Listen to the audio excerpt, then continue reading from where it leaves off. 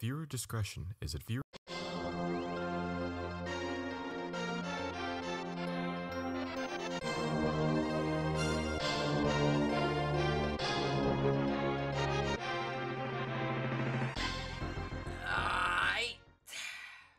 Let's get this over with. Video inspired by Ellis Mark was also a project I wanted to do since 2013 when Podcast did it, and I decided to do it on one of my favorite shows, Community, starting with season 1 episode 1, ending with season 6 episode 12, and ranking them all from worst to best. Go that good! Now let's go!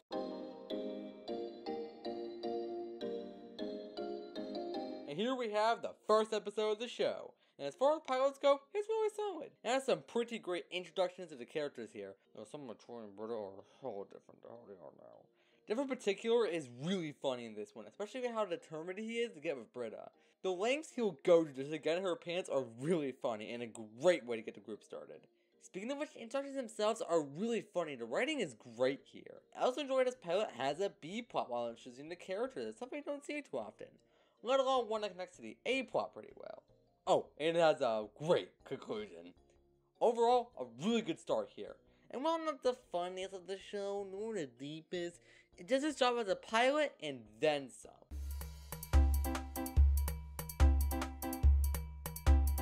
And we followed that up with a pretty good episode.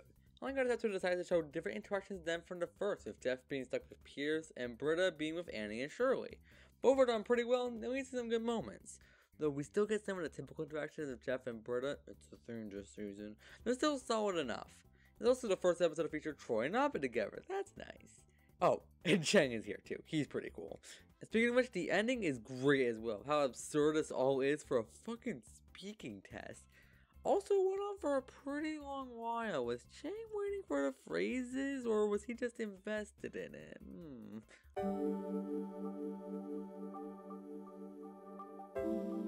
And here we have our first Abed-centered episode, and it's great.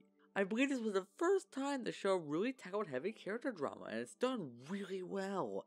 Though Abed is a bit cruel in how he treats Britta, the episode itself is good at painting him as a morally great character here. It's also the first time Jeff did something selfless in this series, which is a nice touch. Speaking of which, the season today plot is really fucking good. Rest of Women is just a perfect amount of over-the-top positivity and gets a great line. Had I not already cried at the sunrise this morning, I would be weeping right now. What does that mean? Man, towards the season plot, it's fine. Kinda wish it was a different episode because there's no thematic connections at all. And finally, the ending movie of Abed ends up making is of course the highlight. The way he uses the words Britta and Jeff yelled at him and his father's reaction to it as well gets me every time. It's brutal stuff. Great episode all around. This one's a highlight for me.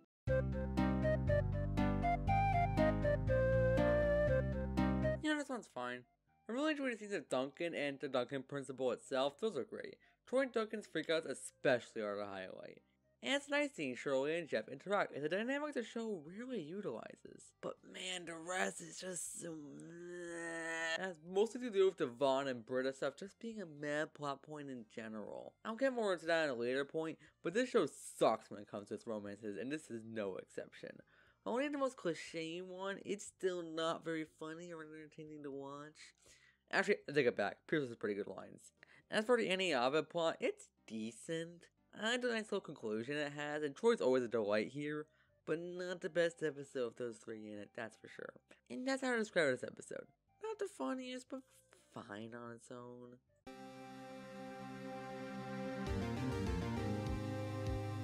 And it's time for me to sound like a broken record, because this one's fine. I do love Chang and Duncan in this episode, and it's great to see the Dean finally get a chance in the spotlight, and Jeff and Britta's dynamic here is finally platonically entertaining.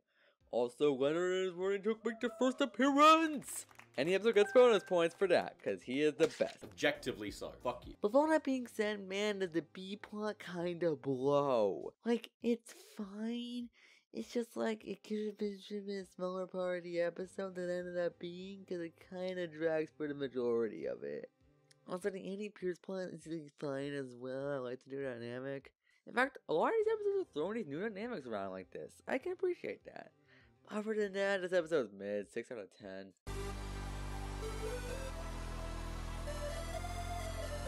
And for finally back to episodes being solid. Jeff and Troy's plot is entertaining enough. I like how it's all motivated because Jeff does not want to appear on a poster. That's pretty funny. I also love Pierce and Dean's plot where they're trying to make a new mascot, leads to some of the best lines in the season thus far. You solved racism. What's next? British plot's fine too. Get to see more of her activist side show, so that's cool. But I feel like this episode kind of falters a bit with the Troy and Annie stuff. Like, it's fine, no it isn't, but it's not terribly interesting in any episode it appears in. But Annie and Jeff finally get to interact, that's pretty neat. And that's how I describe this episode. Neat.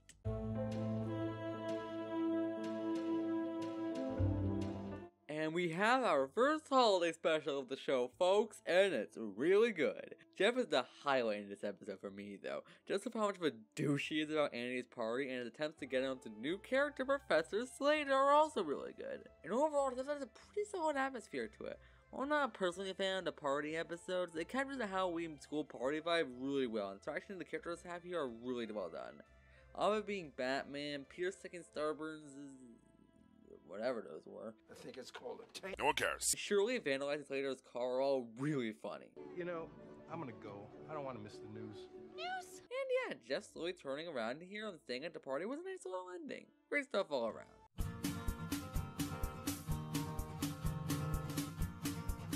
And we're back to Midtown. This episode is, I swear the show's really good. Jeff staying with Abed's pretty funny. It does lead to some great lines for him.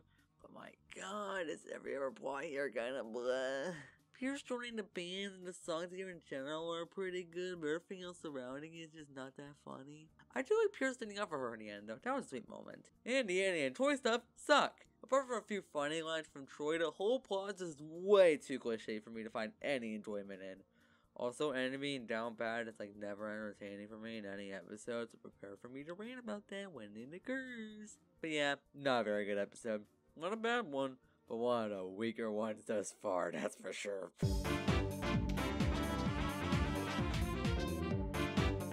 And following that episode I really enjoyed. It's the first episode that really pairs up Jeff and Annie together, and they're one of my favorite dynamics of the show. Annie's more structured and rule-based approach, being contrasted by Jeff's lackadaisical nature, makes for some really great moments with these two. And the debate itself manages to be both entertaining and a bit intense, with a great conclusion at the end. I also love the films Abed does here. The hokey acting from the actors makes for some of my favorite lines of this season. Hey, I'm top of the class.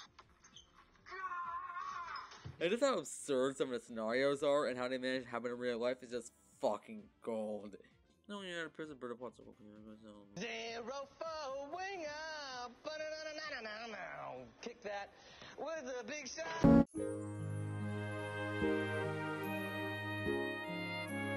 And here we have another fantastic one. This one deals with Jeff and Chang interacting, and we finally get to see some insight to his character and how lonely and desperate he is. Chang, not Jeff. It's really investing stuff that makes Chang a slightly more complex character. And the rest of the plots are really great here too. Pierce and Shirley reenact oral report and some pretty funny and sweet interactions. And I've been enjoying a nice little plot here too, of them trying to find their mouse. I'll admit, Troy's a bit of a dick here, and him coming back at the end comes a little out of nowhere. But I can forgive it, because it leads to one of my favorite moments of the show. The show's cover of Somewhere Out There is beautiful, and the way it's shot and edited along with Green Day playing in the background never fails to give me chills. It's so good. One of my favorite episodes of the season.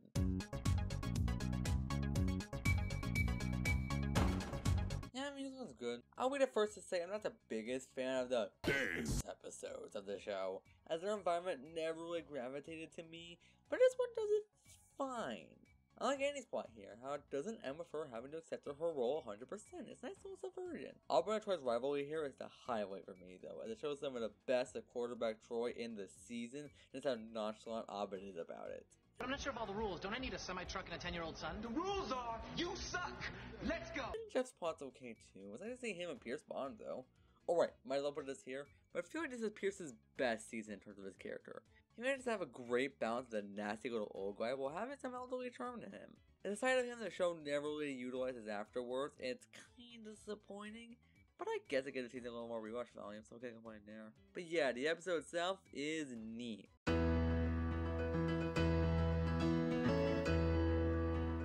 And here we have our first Christmas special of the show, and it's a really good one. Shirley's the main star here, and we get to see more of her religious side, which leads to some pretty great interactions and moments.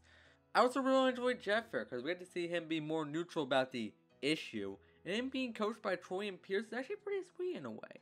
It's not often we see Jeff that vulnerable, and seeing him wanting to take advice from those two is nice. I also love the end of this one, with highlights being Shirley's Kick his ass. and a slow montage of Shirley's sins is such a little ending. I really enjoyed this one. But man, reviewing 6/55 of a show can tucker a guy out. What would baby Jesus do here? Hammerly as our guest star, Charismatic Crawdaunt.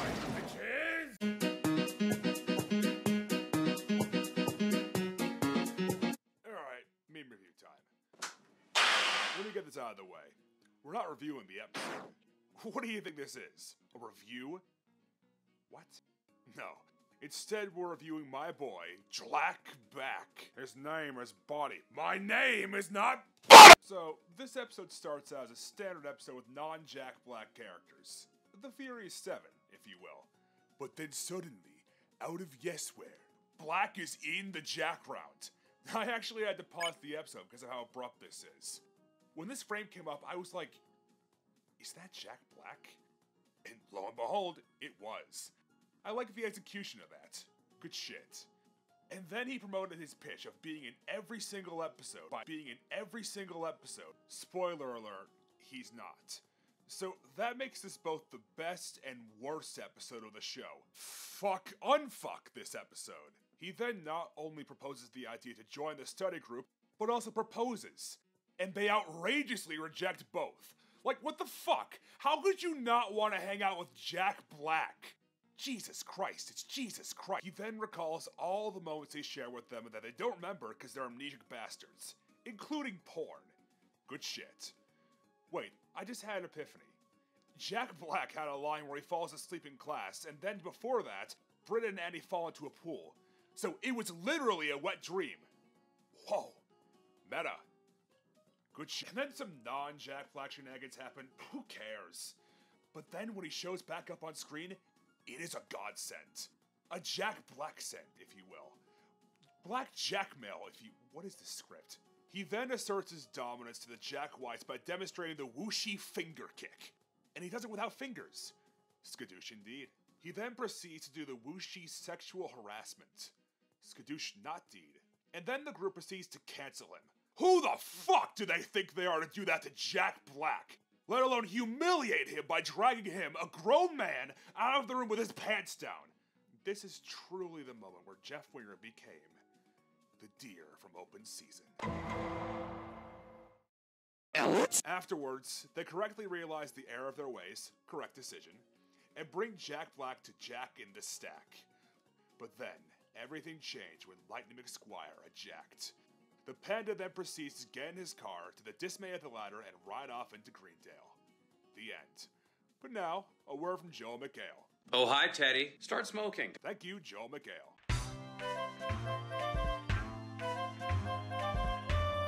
Yeah, this one's solid. I like how it gives more insight to Troy's more sensitive side, and just stuff with Jeff and Slater has pretty good moments. I just don't care much about the whole plot of Troy and Britta here, though, as it kind of meanders for me. Though I will say the climax is really well done, especially the remix for T for 2. It's also one of Pierce's best appearances this season. He had some pretty great lines here. Culturally, it's unacceptable, but theatrical dynamite.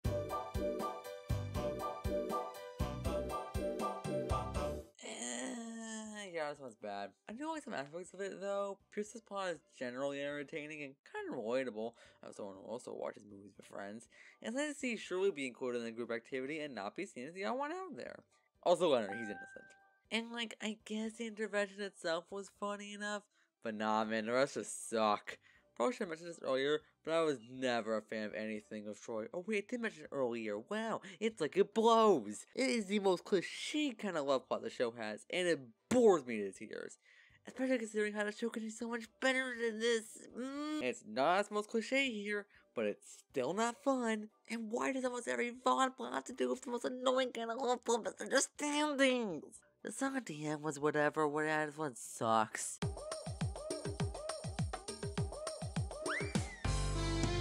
mean, this one's fine. I really enjoyed jesting with Abed. They have some cute interactions here. And Jing itself was pretty great. But yeah, I already stated how the dance episodes don't do much for me, so I didn't get much out of this one. But I guess it could have been worse. I like this version at the end of Jeff calling Britta about Slater and Britta showing that to him. That was good. And Troy Peter's humiliation thing was also pretty good too. Slut!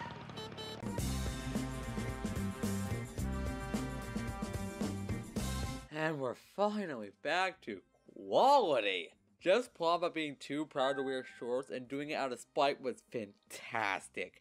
Any episode that has Jeff's ego be challenged by something ridiculous is one of my favorite episode types, and it's done greatly here.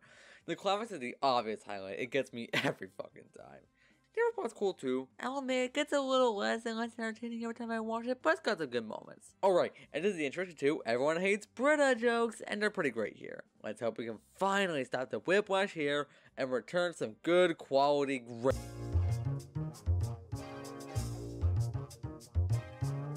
Well, guess I spoke too soon. This one's good. Pierce's plot here is probably at its best of him having more caring side to his daughter whilst also making racist remarks. Base. Jeff getting with his daughter is one of the more typical plots, but it's done pretty good here. Albert's dad returning was pretty good, and has this conclusion of his cousin getting to enjoy herself. And Joy's Nana was pretty good too as well. With the switch being one of my favorite out of context moments. Solid episode and probably the best dance related one, but nothing too massive.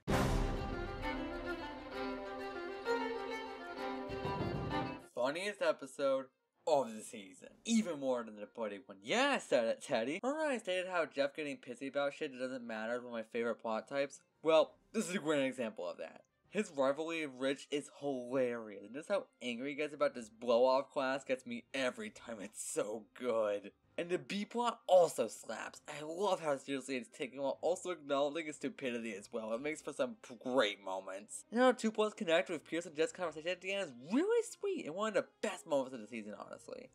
That thing some men call failure, I call living. Breakfast. And I'm not leaving till I've cleaned out the buffet. As you know, it is April Fool's Day. Just kidding, it's the day before April Fool's. See what I did there? Baba booey, baba booey. Yeah, this one's pretty good. I like the irony of Britta's praying just how wrong it goes, and the cop out Shirley Annie's was pretty enjoyable. But not much about the episode really does it for me. Actually, scratch that. Jennifer Toy's prank is really good, and how it ends is one of the best jokes of the season. Toy's breakdown is just always a highlight of any episode. What can I say? I like seeing a man cry. Here we are, the first ever community homage episode, and we're starting off with a banger! Not only is this a fantastic homage to Mafia movies, I can only assume at least, never really watched any, while also being a really damn funny episode, but it's also a great look into Abed and Jeff. It shows Abed's technique of having the role make sense to him by having everyone play out this role, and Jeff needs to be a leader in the group and how weak he can be and that power is challenged. I always see the conversation at the end, which is one of the best seasons, not only season 1, but the show in general. It does a great job of explaining why Abed does these kind of things, while not justifying his behavior. Really fantastic episode, one of the highlights of the season.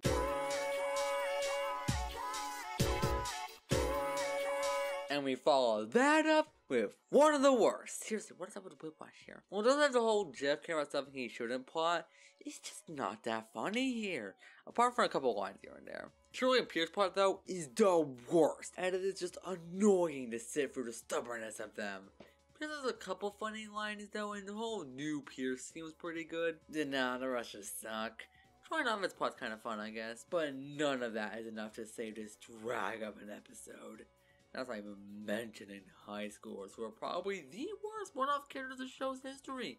Not because they're annoying, because it's not funny. But I guess the funny moments here outshine the ones at 15, so I guess that makes it more enjoyable. I don't know, it's what blows. No, we're minors. Yeah. I'm calling the cops. That's enough. Don't make Mommy take away your Streisand collection. Mom, Yeah. you leave Barbara out of this.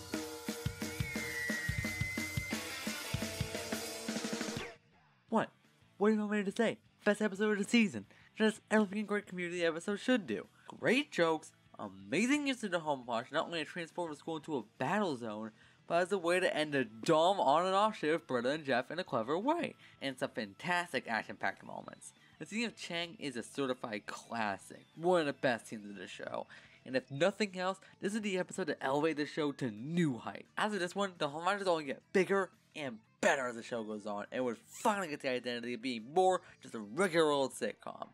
While episode 21 was the first to try out the homage plot, while episode 21 was the first to try out the homage plot, this is the one that elevated to something fantastic. So in that sense, it is the most important episode of the show, and one of the best.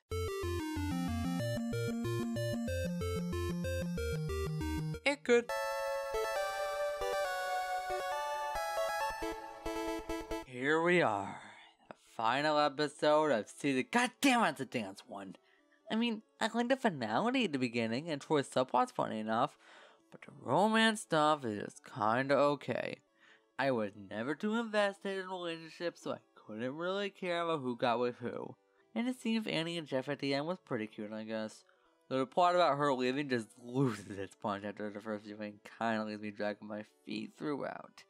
Oh, right, and Chang and Duncan's pissing contest here is the best part. Though it's weird how Duncan just sorta existed again after his absence. Oh,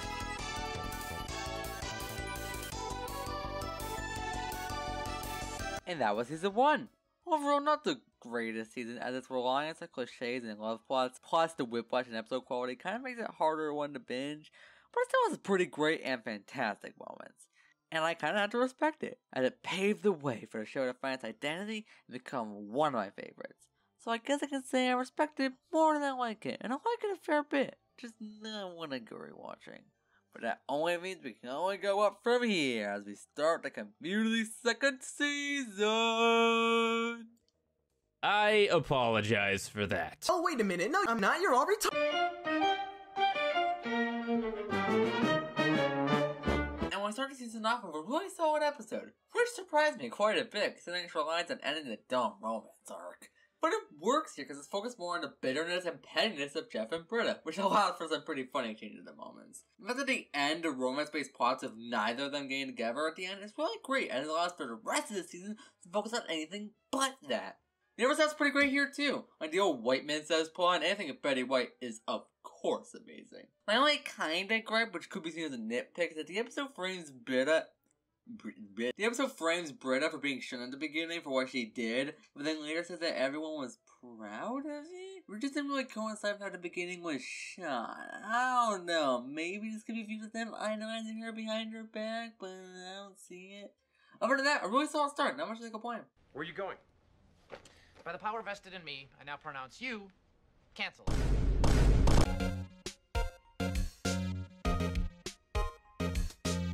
Yeah, this was also pretty good. I wanted to get a peek into Jeff's past and meet some of his former friends and partners. Alan himself is a really entertaining character of how charismatic and over the top he can be.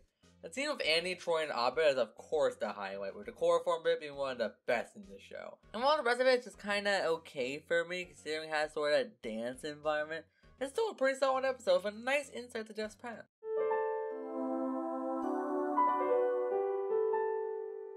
Yeah, this was just kinda okay for me. None of the plots here really bore me, they're just not super entertaining.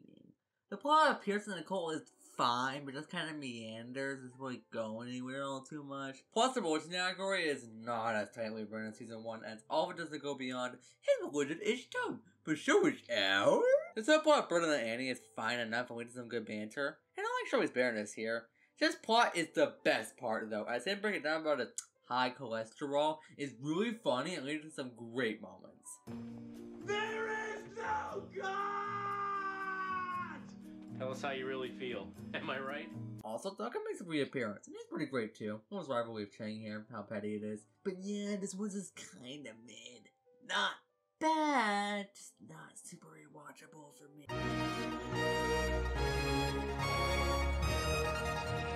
And here we have the first homage of the season, and it does not disappoint. One thing I should know about this and the other ones coming up is that they really go above and beyond for production values. The way these episodes are shot, lit, and put together is astonishing, and a testament to why this show stands above its competition. And the episode itself is pretty great too. Not as much character focus as the others this far, but it's just really entertaining to see these characters interact in this new scenario. With some really great moments from Troy and the Dean respectively. This is now our school flag forever. Proud of yourselves? How do you know it was our design? We submitted it anonymously. Whoops. My only gripe with it is the twist of Annie causing all of this. Now, I know it's in character for her to be disappointed of the group submitting the flag, and maybe trying to get the ship towed could also fall into that, but I find it to be a stretch that she'd leave the school over it. Especially considering the whole drive at the finale of last season being her to choose to stay at Greendale despite its flaws. So it seems pretty odd that she then chose to transfer over to the enemy college just because of her group being immature? And I find it funny, how does it the episode where tight continuity of the show hinders it? Because I could possibly see her leaving school over this in a vacuum, but not after the event of season 1's finale. Yeah, overall, really funny episode, really enjoyed it.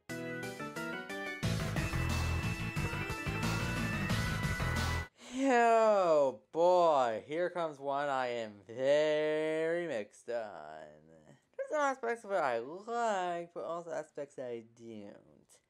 But I gotta start with the good. Well, for one, it's the only episode where Leonard has a subplot in! So, instant bonus points there. Though ironically enough, this is an episode where no Shut Up Wonderline appears. In fact, the whole season doesn't seem to have that. So, bad season? Bad season. Those also the subplot is really damn funny.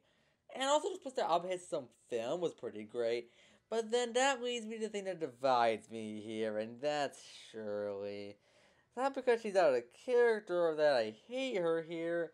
I just don't find her particularly entertaining or all that likable. And maybe that's the point, and if so, then whatever. I just can't find her that funny or brutal, especially how much of a jerk she is about the film and how avid she is about trying to take it down. And also the guilting thing, it's just never really fun.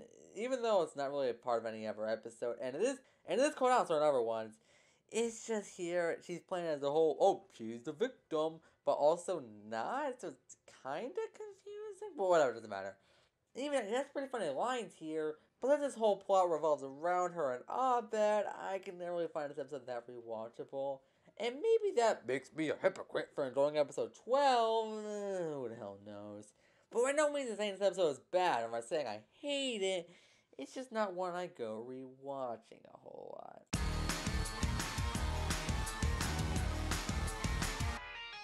Now this is more like it. This episode is fantastic.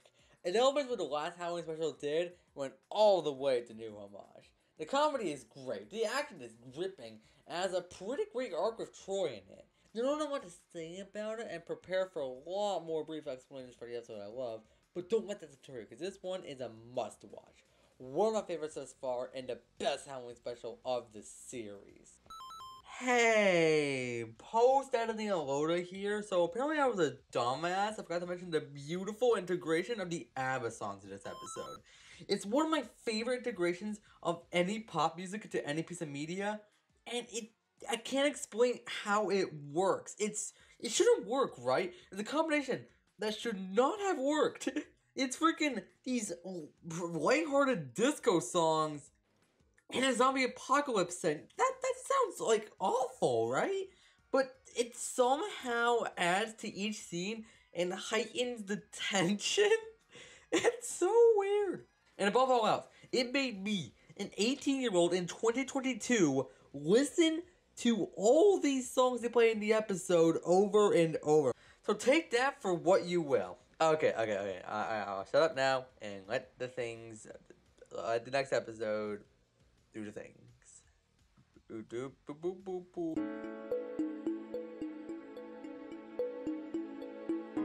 Hi, I'm Donald Glover, and I'd like to say shit.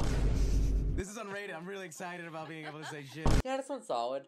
Towards the end, the groundskeeper being racist was pretty funny, and the plot in general was entertaining. But the stuff of Abed is just okay. Good lines and such, but not much else. A classic in this series, and rightfully so. This is another one where just does everything that came up to premise and makes it so entertaining to watch. So many good lines and moments here, and a good amount of plot setups for the season. Each character here gets their time to shine, and the dialogue is at its sharpest here. And towards the end is of course amazing. Sorry I don't have much to say here, but this one is just hilarious, and uses the bottle format excellently.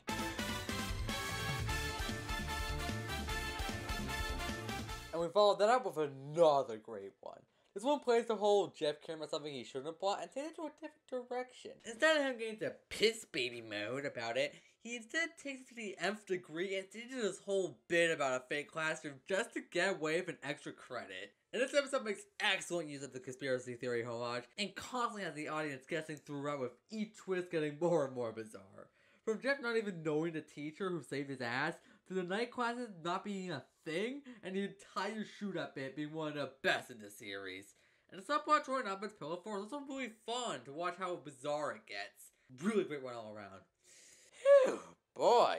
Reading 35 episodes can work up a thirst. Whew, no juice. Ah, man, that's some good no juice. Wait, that isn't no juice. That's transforming to the next guest star, John Douche potion. Gotta stop mixing those two up. What am I ever gonna do? I'm gonna move on to the next episode because this bit sucks.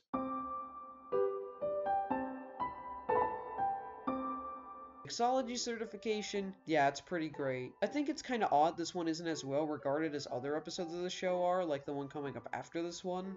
I think it's one of the best, and the reason why is mostly because of how well it uses everyone on the cast. Troy is probably the best here on his own, with an incredible arc that's probably one of the most relatable for people. Annie's arc was also really well done and goes along with Troy's quite nicely. Jeff and Britta's dynamic here is just a treat, and it's a shame it doesn't show up more often. Shirley gets an interesting bit of backstory. Mr. Peeber number wants to smash like bros with Abed, but he just wants to talk about 321 penguins. I think. The only character that kind of gets shafted is Pierce, and even then, he still gets the funny ha-has this episode. In general, the feel of this episode is quite chill compared to the rest of the show. But also, another thing this episode does really well is just how real it is compared to a lot of other episodes. Like, think about it. Abed gets a drink thrown in his face because he didn't want to have sex with someone at a bar. Shirley has a history of drinking, which she tries to hide. Jeff and Britta just get drunk, and Annie is having a crisis. This fits really well with the arc Troy has. And this episode has one of the best endings of any episode. The way this show transformed one of its worst romance plots into a perfect ending where Troy comforts Annie about who she truly is, and he realizes that it's okay to be yourself even if you are an adult, and then the use of Greendale is where I belong. Ah, it's so good. But such a good episode. Reminds me of a good channel I made, which should probably be linked in the...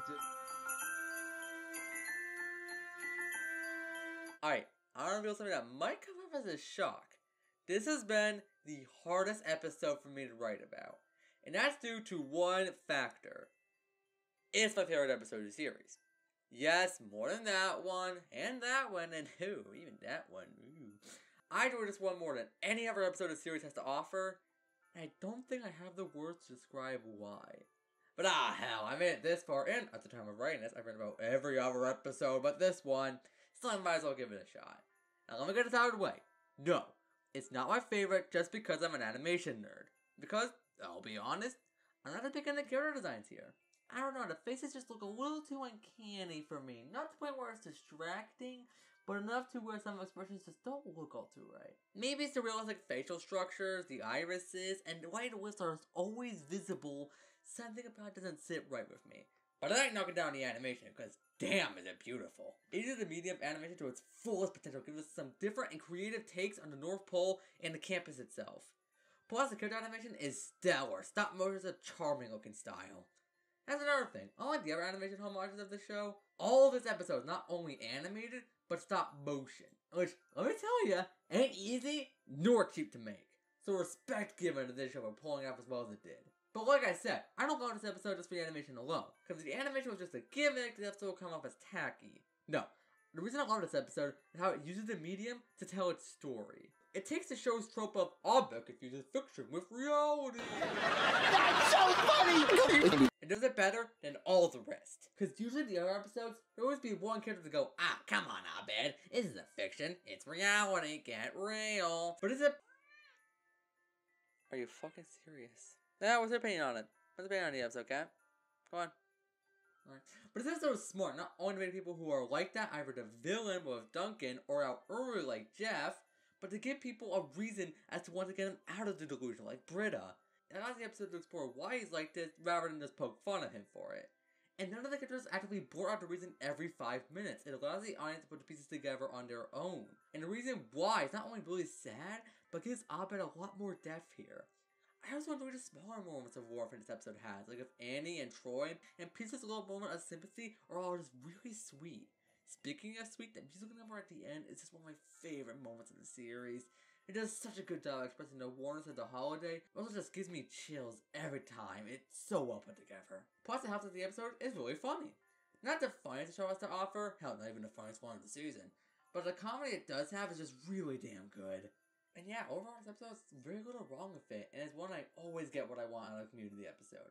Great jokes, creative visuals, and an excellent use of the homage, not just a gimmick, but a way to explore characters. I don't see many people put this episode at number 1 or even top 5 most of the time, so I hope I was able to justify my view enough. It is my favorite episode of the show, and one I always rewatch around the holiday season. Also, needless to say, it's the favorite episode of the season, so I should put that one out there.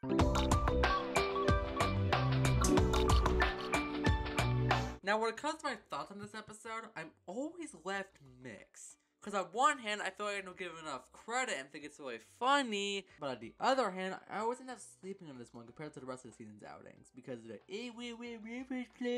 but where I feel like the episode is better than the others is that instead of playing the romance straight and having the episode centered all around it, this one instead has the romance plot be centered around another one. This case being the plot of Chang joining the group and a mixer itself, which is obviously the highlight of the episode. All the interactions here are gold, and seeing Jeff and Chain Dynamic return is such a delight as well. Speaking of which, Rich returns, and he is funny as ever. Now, it's kind of a shame as that for his last episode appearance, he doesn't really do much. Though I do love the fact that his kettle corn is what shook the group up in a way it'll never heal. Alright, and Chang and Shirley pauses it up here too. It's alright. I like how Troy ends up slipping it out, and how Pierce reveals it is all so great. No. It's all fucking hell. I like how Troy ends up spilling the beans to Pierce so casually, and how Pierce reveal it is also really great. Other than that, though, this episode's fine. I like the conclusion of how chill Andre is about it, and the fake out of Jeff at the end was really good. But the rest is kinda alright. I don't know why I keep sleeping on this episode, especially if how much I had to note about it compared to the other ones I really enjoy. I just do. But just want to be lower in the rankings, but just know that I still enjoyed it. Why was that one so hard to record? Why is this episode a fucking anomaly to me?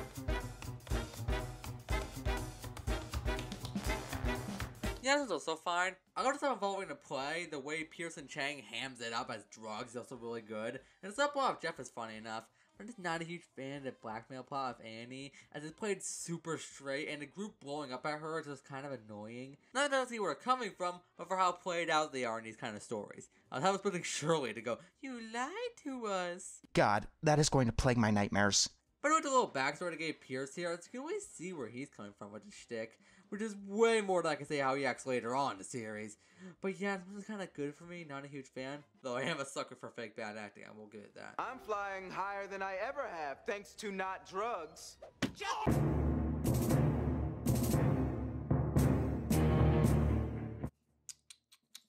Oh boy, here's a long one. Okay, first thing first, I'm aware of the controversy this episode sprung up and how Netflix and Hulu wiped it off. And all I had to say is, I ain't even going near that. The funny thing about this episode is that this is the one where I skipped back in my major binge of 2020 because I remember seeing it back in 2019 and thinking, I'm good, it'll always be on there, I'll watch it later. Only for it to be taken down probably months afterwards. That's why you gotta buy it up. Physical version, baby! Okay, now that I got that out of the way, this episode's fantastic. Not getting much of the rankings away, this is up there with Abed's Control or Toy Day for my favorites of the show. I don't think if that one did. I love this episode for how much it was able to do with just a simple premise.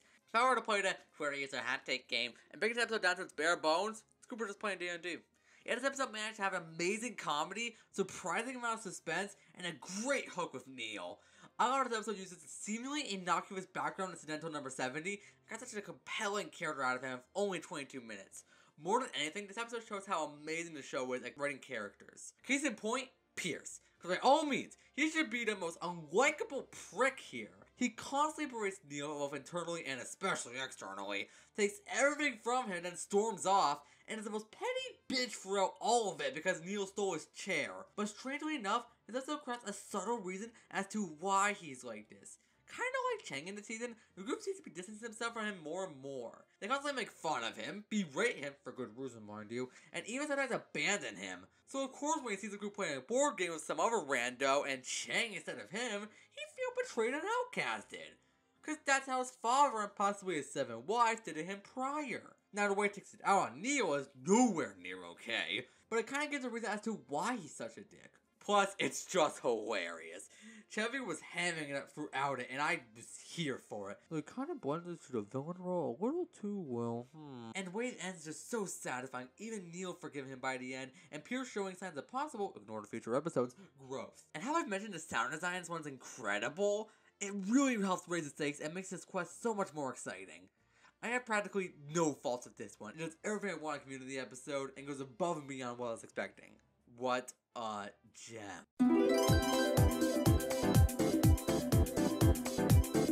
Yeah, this one's okay. Jeff's plot is the obvious highlight here, with it being an introduction of the best character manga to be. Oh wait, so I'm going to do this bit. Jake in particular has some really great lines and moments here too. Way to go, idiot! The plot of Britta and the fake Let's was fine, had some cute moments. The plot of Troy and Ava was pretty funny and some good shipping bait. And the Pierce plot was really good too, though it felt weird to return to the Pills plot now? Not a whole lot to say here, just another one of those dance episodes. Funnier than the others to be sure, and it has this weak conclusion at the end, but not all that memorable.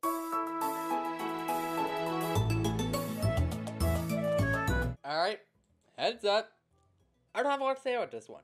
Not because I feel it's boring, far from it. It's one of my favorite episodes of the season, in fact. But mostly because it's just really funny. And I feel if I were to explain why, it'd be 1, hard, and 2, just let me playing clips from it. And at that point, just see for yourselves. But something I will say is that documentary format is my favorite genre homage the show does. It translates so well to the show's writing, with some excellent interactions and moments. Plus, I just feel like shaky game, I don't know.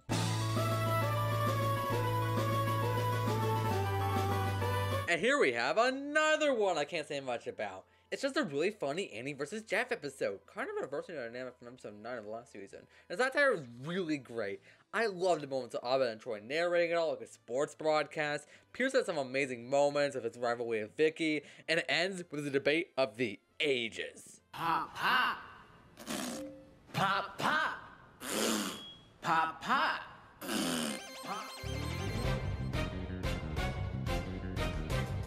Say it with me now. This episode is just okay. Why didn't no one say it with me? I said say it with me. I feel like this one is definitely the weakest of the bunch this season. Primarily because it mixes 2 plots I'm just not a big fan of. With Britta's, I know something about the other guy that people like, but no one believes me. And Chang and Shirley's plot, which I already stated I'm indifferent on. And while the one with Britta isn't as egregious as the ones the other shows did, in fact how this show did later on, it still goes through the motions of it and it kind of leads to the plot being a drag. Though it has its moments, especially when Troy and I eventually find out. Britta, there's a difference between telling us a guy likes nipple play and telling us a guy makes hats out of babies. Chang itself has pretty good moments too, as always, but yeah, kinda mid-episode, not a whole lot to state.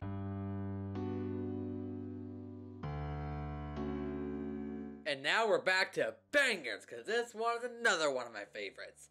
And for reasons I can't really describe. It's a strict parody of 2 movies I haven't seen. It has core references to each of them, and just stars 2 characters do absolutely nothing but talking. And that's what I love about it. This episode takes a risk of alienating its usual format, just doing its own thing. And just happens that thing itself is so entertaining. I love the conversation throughout. Jabed. I love the conversation throughout. Abed and Jeff have so much chemistry here. Hearing them just vent about shit that shouldn't matter to them and yet they take it so seriously is just amazing. I also have to say that the subplot is very much a standard community fare and has some amazing moments, especially of Troy and Chang's rivalry. And while I don't know where the episode stands among the fan base, I see it as one of the best. Definitely going up there.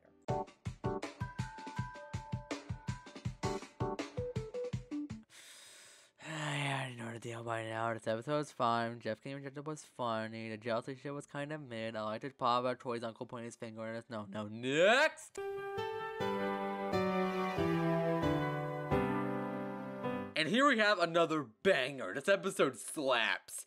Now, you know I said documentary for as a favorite genre parody? What is another one I forgot to mention? That being the random flashback clip show cutaway episodes. Basically, the precursors to interdimensional cable episodes of Rick and Morty and Better Than Don't At Me. And each and every clip here is gold. Some of the funniest bits the show has to offer, and I won't dare spoil a single one of those who have not seen this gem of an episode. And honestly, that's all I can say about it, because this is in my top 3 funniest episodes and overall top 10 of the show.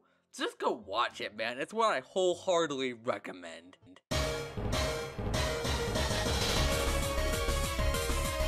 Mid. Look at me. Look at my face. Connect with me.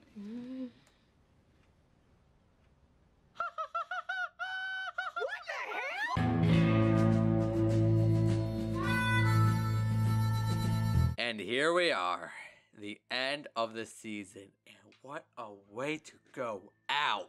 This is one of the best sequels to an episode of a show I've seen. Nobody Returns ain't got shit. Brian's a bad father. More like, it's a bad episode compared to this bit's dumb. I'm trying to say, this is a bop. It does the same basic plot of the first one, but where this is the stakes and production values never topped by the show's sense.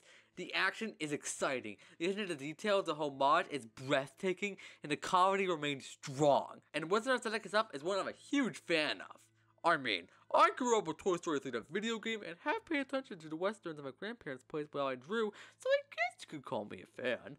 And part 2, while not hitting the exact heights of the first, is still a blast to watch. Though as someone who has yet to see most of the Star Wars and only knows certain quotes from Mad Kids, I didn't get as invested. The Mag 2 sacrifice still leaves a tear flowing down man's eye. I also love the motif in this whole episode, that being Pierce's fear of being kicked out of the group and how the group responds. The episode acknowledges both sides here and leads to some pretty genuine moments out of him. Also, I want that season 2 Pierceness intact in other scenes. You've kind of acted like a villain this year. I have? You raped the Duquesne family. Overall, fantastic season finale and a great way to cap off this amazing but inconsistent season.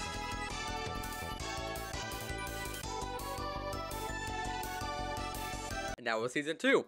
Overall, a fantastic improvement in almost every way. It's honestly up there as one of my favorite seasons of television for how much it does right. The production values ramped up, the character directions were the funniest thus far, and the grown movie plots of yesterday's season were nowhere near as prevalent.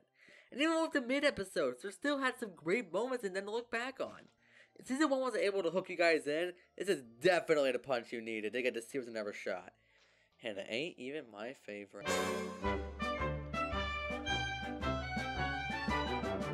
Can you say best season premiere of all time? Cause yeah, this is it.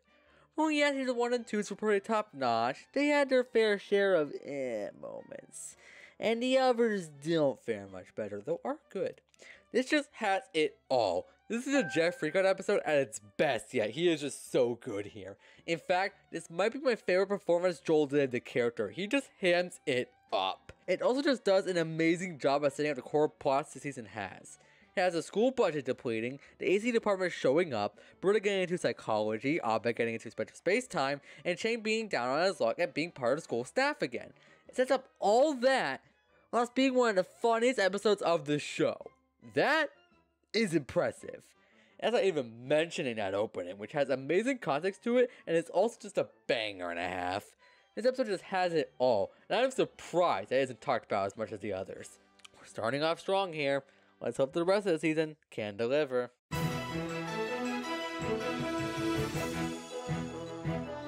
Yeah, this was also pretty solid. While not as great as its predecessor, it's still really good in its own right. I feel like this is the Jeff and Anna dynamic I like the most, them working together to complete a task while having some banter here and there. I think this is so that the shippers can get their fill, while it's us normal fans, the rest of the people can enjoy the funny guys being funny. Speaking of which, the subplot of Britta is just fucking great. And I might as well point this out now, yeah, she's gone flanderized. And whilst that word usually means character gone bad, I feel like the show may just do it fine.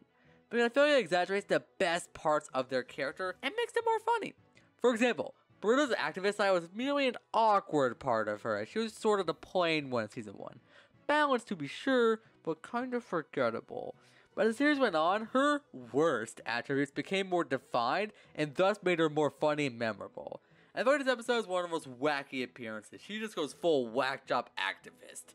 and I don't know, her screaming out her metaphors gets me every time. And it's also how I see most political cartoons as. This is what the United Nations is doing to your freedom. I'm your freedom. And I'm in a cage with the world because of that. And she and Chang make for a surprisingly funny duo. I love the pseudo-romance they have here. But back to the main plot. I love each member's take on their country here. They're just really good. And also Annie's freakout here is amazing. Speaking of amazing, Garrett. I haven't been able to mention him that much, but he's always a delight. Not quite Leonard-tude level, but close enough. But yeah, this was really solid. Just not as impressive nor as funny as the previous. They did more as a compliment to the prior than an insult to this one, because I still really enjoyed it.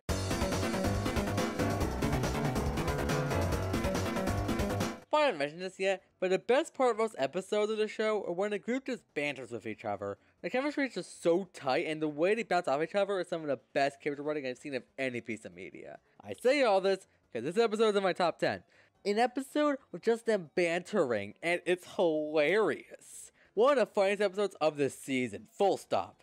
I know I made a point in the past how I usually hate it when episodes just have a character arguing, but this show just does it amazingly. Mostly because the show never feels like it's repeating the points too much and keeps it fresh with every character. And the pettiness here actually adds to the comedy. It's fucking amazing. Stuff here is also one of my favorites. Changing this cop drama format, but he's also a fucking idiot. It's just an amazing combination.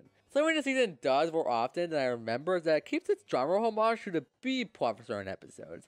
And I feel like this works because it allows for some not to feel dragged out. Because I feel like a whole episode of this shtick would feel a bit too much. As it is right now, it's amazing. Also, Todd, he's here. Fuck him.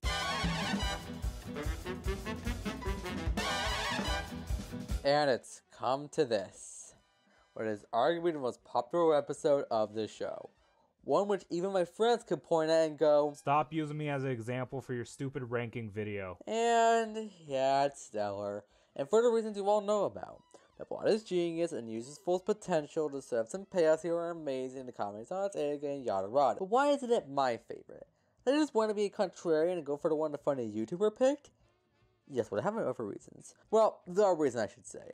While this episode is one of the best written and smartest of the show, this didn't give me more than what I expect. Yeah, it's really funny and structured amazingly, has a brilliant concept, but I kinda expect that with this show. What I see is more a compliment to the show itself. It's still one of my favorite episodes, mind you, and it is in my top 5, but I feel like 3 others beat it out.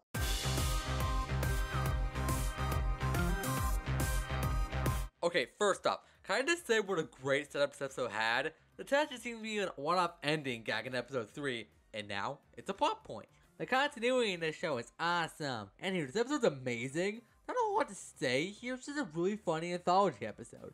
Each person's story here is great in their own right, leading to some really good lines and moments. The ending is also really good, with the whole group turning against each other and the reveal itself. You know, it's funny, I started writing my review for Season 2's Halloween special during Halloween of last year, and now it's February.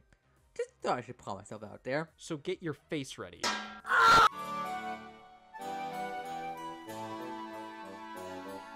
With titles like those, how can you lose? Yeah, this one's good. It's great seeing Priest's father here, and the arc Pierce go through here is nice. Though I can't say how well this one holds up with representation, that's the end of that sentence. Jeff Pierce's father is, while dark, really funny of how ironic it is.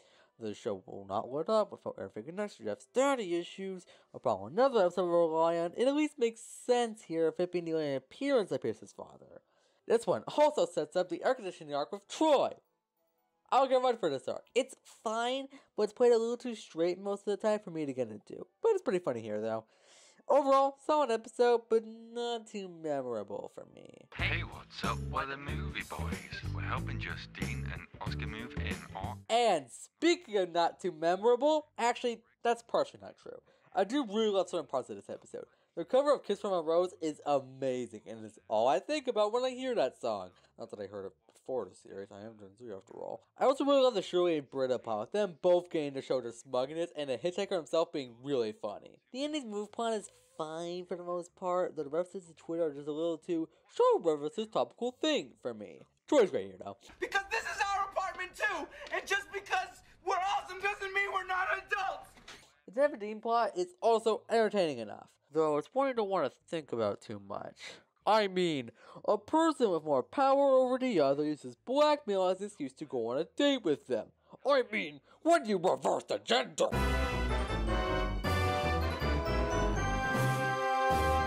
Alright, full stop here. This is the funniest episode of the show. Remember when I stayed at the documentary? Of course I remember. This is the funniest example of that homage. Every joke, bit, background gag, and line is gold. Not one joke loses its mark here. It's also the Dean's best episode, which is surprising considering that it's first. Jim Rash just nails every beat in this episode, both the comedic and the serious. And it's not just him. The rest of the cast gets to really shine here of some of their funniest appearances.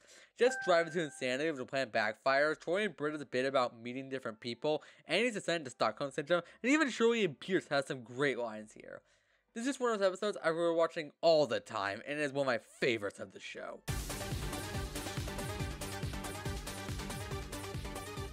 And follow that up with another really great one.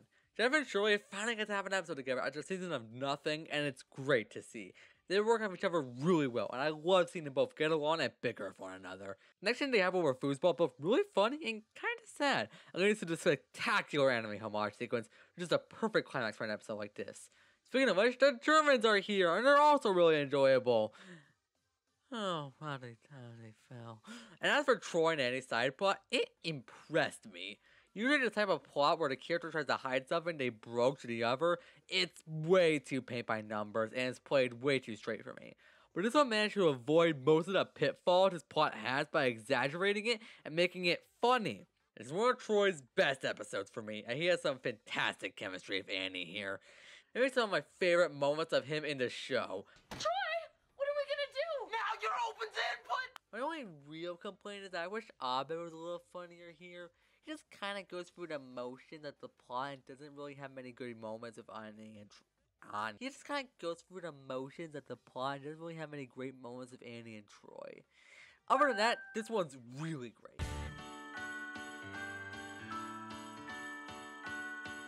And here we have our first, but technically second, if you want to count AUC as one, musical of the show. Now I know for many, or some of you, just hearing that will make you quake in your realism boots. Oh wait, I don't care! Because I love musicals. When done correctly, they can show what a character is feeling or moves certain plot beats in a much smoother and faster way than simple words could. And it does it really well, because instead of the singing just being a gimmick, they have the plot work around it. Since the core of it is at the Glee Club, something the show is set up as early as the first paintball, it works into songs organically. Because why the hell wouldn't you have an episode centered around them not being musical? It just works too well. Plus it helps that the songs are bangers. My personal favorite being Boomer Santa, Teach Me How to Not Be Down Bad, and Christmas time. Oh, Britta's in this? Plus it helps that this episode is really funny. I love how the Glee Club organizes portrays this wrathful villain and how he's one of the few characters in the show to have a body count. Based. I also love how the group sees the Glee Club as this cult, and the way Abba gets them all into it is both really clever and hilarious. Also, the originals gag is one of my favorites of the show. Fantastic Christmas special all around. Maybe it's nothing. Yeah, if nothing was a sweater vest and seems aggressively asexual. What are you saying?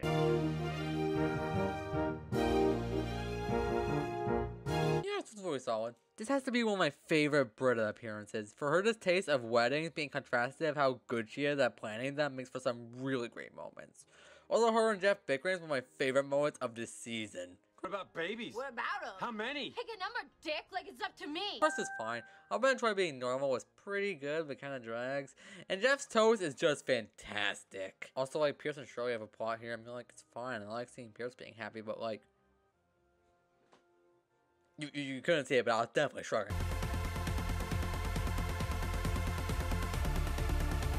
Hey, did you miss the Fine episodes? Cause it's coming at ya! This takes place at a dance. It's fine and it has funny moments. Jeff's ego plot here is a highlight, and going from calm to power hungry is done really well. My big issue here is just all about himself. Like, I just don't get his plan here. He fixed the whole scheme up with the impersonator and just gets— Okay, processing order again. As it turns out, I was hella wrong on how I interpreted this episode. Abed was not doing a bit. He was— This high in debt. And had to repay it through the party. But like, he's still kind of a prick here because he doesn't even commit to the one job he has there, leaves the party midway, or at least he's not shown to be there in other scenes, and then spends the money again on another bit. And I buy this one because shown to be into these kind of things in all your episodes, but for what I could know, he hasn't, so this seems to be very random of him. Like, yeah, he's a pop culture guy, but, like, spending $6,000 on a bit for, like, what, 2 minutes? What? Like, if it was for a real celebrity, that'd be one thing, but it's for impersonations. I don't get where this sprung up. Not only that, he, once again, has to learn not to treat people like crap for a bit, which I feel like we've done this before and learned it, right? It's a problem future episodes will have, and I won't mention it much here, but it definitely felt like retread here. Okay, yeah, I don't know. I don't know why these freaking mid-episodes make me more to talk about than the ones I actually love. The irony is not lost on me, I assure you. It's just, there's your explanation. Also, Troy's really big on defending Abed here if the group calls him out. Like, isn't it the same dude who formulated the whole chicken finger scandal? Like, I'm not saying he can't be trusted, but why go so hard on defending it? But yeah, that's fine.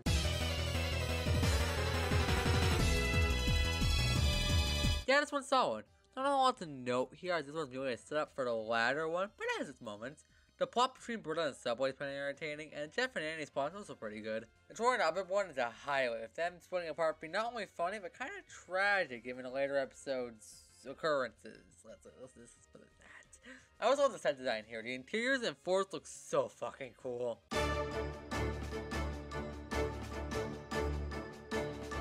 And here we have the episode that beat Chaos Theory for my favorite of the season. There was no reason for them to go ham on an episode that was supposed to save budget, but they did, and I am thankful for that. This one just has it all. Great comedy, spot on homaging, great use of each character, and top it all off, some brilliant character drama. And I feel like that's the primary reason why this episode sticks out for me. Just like with Mattresses' Uncomfortable Christmas, the drama here is just really compelling. The fallout between Troy and Abed feels really natural and not only leads to some really good jokes, but some touching moments as well. I especially love the underlying reason as to why they put all this together. It has a really sweet ending. Oh, and as a bonus, this is my favorite use of documentary format. It makes perfect sense as to why they use it, also a great way to show the falling out between the two. Keith David also just kills as a narrator. Overall, one of the best episodes in the show. I would highly recommend it.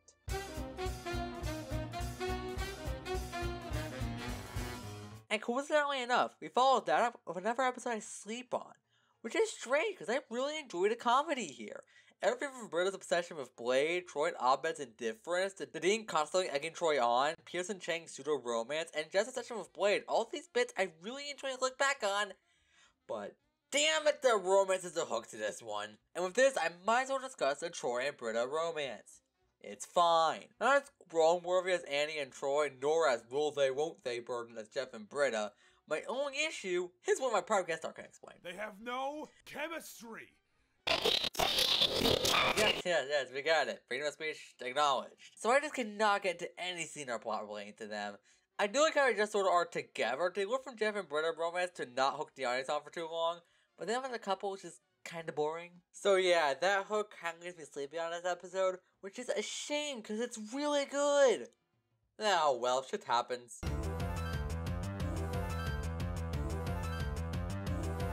Now here's one I know is controversial among the fandom, which is strange considering the amount of love and respect the last two Avatar episodes got. And whereas I found love with those ones, this one I also find really great. I did not see the score this one ends up getting, as I really got into the drama of this one. Now, I can't speak of people with autism, this is accurate or what have you, but I can't relate heavily to the core concept this episode bouts up. The fear of abandonment, knowing what people will think about you, and how someone switching up your way of doing things can mess up your mind, all of this is done really well to me. It's also a vehicle for some great one-off scenarios and callbacks. Now, I know Leonard is canon to one of the most popular scenes. I take back all I said about episode 25, it's saved! And while Annie's a little too ignorant to all the shenanigans, considering how much time she has been with him, she's like, how should she not know that's what you have to set up would cause him to break? You were there during daylight saving! She's rightfully called out for it, and was able to have a nice reconcile with him. So yeah, overall, a really great episode. Do not see the taste for it. I mean, I think there's a taste for it. I don't know. I only frequent r// community. Give me a break, God. I don't know this freaking show's reception. Now for something less controversial, this episode is great. Though not as complex, nor using the homage to explore any characters like the rest of them, the simplicity of it makes it a really enjoyable romp. I just like seeing these characters in the Law and Order setting. It works surprisingly well. It hits itself just the right amount of seriously to make it funny and authentic to the source material. It makes for some really good scenes. Don't have a lot to add here. Just a really funny episode. Oh yeah, I should probably mention that Starborn's fucking died.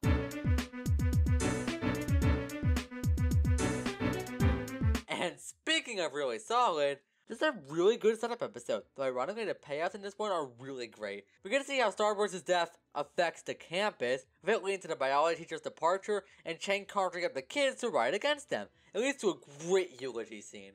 But that's most of the episode is that scene, there ain't much to note on.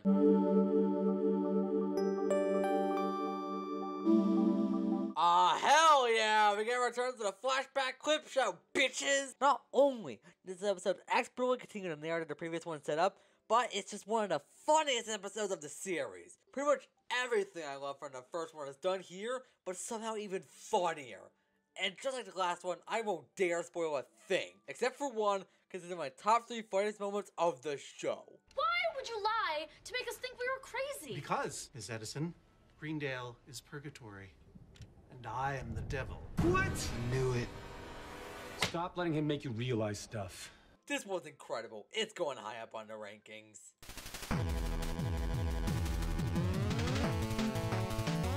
Speaking of incredible, this one impressed me. Because usually the video game episode, it's usually nothing more than just laying to alright 80s video game references, or just pandering to the youth at worst. Though some get it right, like Adventure Time and Fairly Odd Parents, it's just a plot type I often groan at.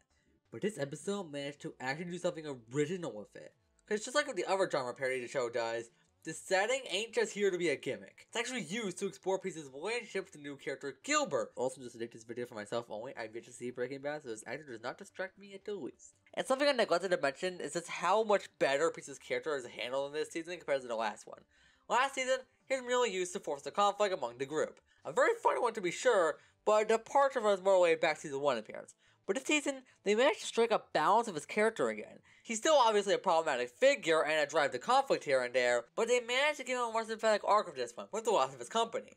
This manages to flesh him out a lot more than the season prior, and manages to give his character of the variety season 1 had. And this episode is one of the core examples of how the season treats him. Cause yeah, he has those bigoted moments. Most of the time, he means well and comes off as a very sympathetic character. And the conflict he has isn't so black and half white. Gilbert is also given his reasons as to why he acts this way. Both are obviously not great people, but they come from the same offspring who made them the men they are. The arc Gilbert goes through here is just really touching, and him reconciling with Pierce is just so sweet. And yeah, having mentioned this episode is really funny. Like, the rest of the cast kill here with their appearances, as once again they are all given moments to shine. My only gripe with this episode is its placement. Like, you can tell this one needs extra time in the oven, as the effort shows, but it feels weird to take this random detour when the last episode sets up the next episode to be its climactic battle. But other than that, this one's a highlight within the genre homages the show does, as it exemplifies why the show does them so well.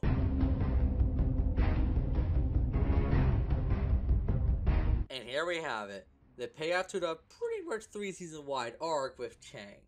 And as far as finales go, it's really great.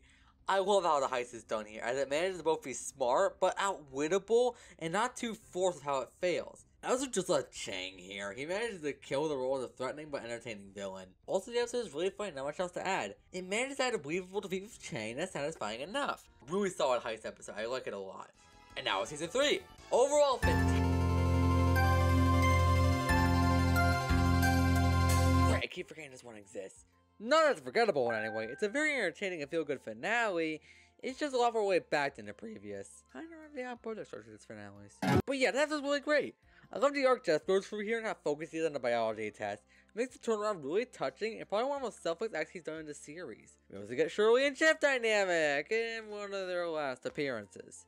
Damn it! Also, Alan returns, and him teaming up with Pierce makes for a really funny pair-up. Speaking of which, Brenna and Abed's plot is also really good, though I feel the return of evil Abed is a tad fan-servicey, which I doubt is the case, as they had no idea how big an episode would be, but hopefully it was just kind of an ending gag part of the episode, so it feels weird to have it come back, even though it was set up. But whatever, it's funny enough here. And yeah, the AC Screws Up is fine. I like the ending it had. Speaking of which, the ending montage is one of my favorite moments in this series. I know I say that a lot, but there's a lot of them. Get with me. I love these steps, not only how half of them get payoffs. But for real, these are the theme song and the scenes themselves are just really good and leave me all fuzzy at the end. An excellent way to cap off this amazing season. An Irish and a Jew walk into a Chinese laundry with a gay duck. All right, All right. So you're telling me they're not good at basketball?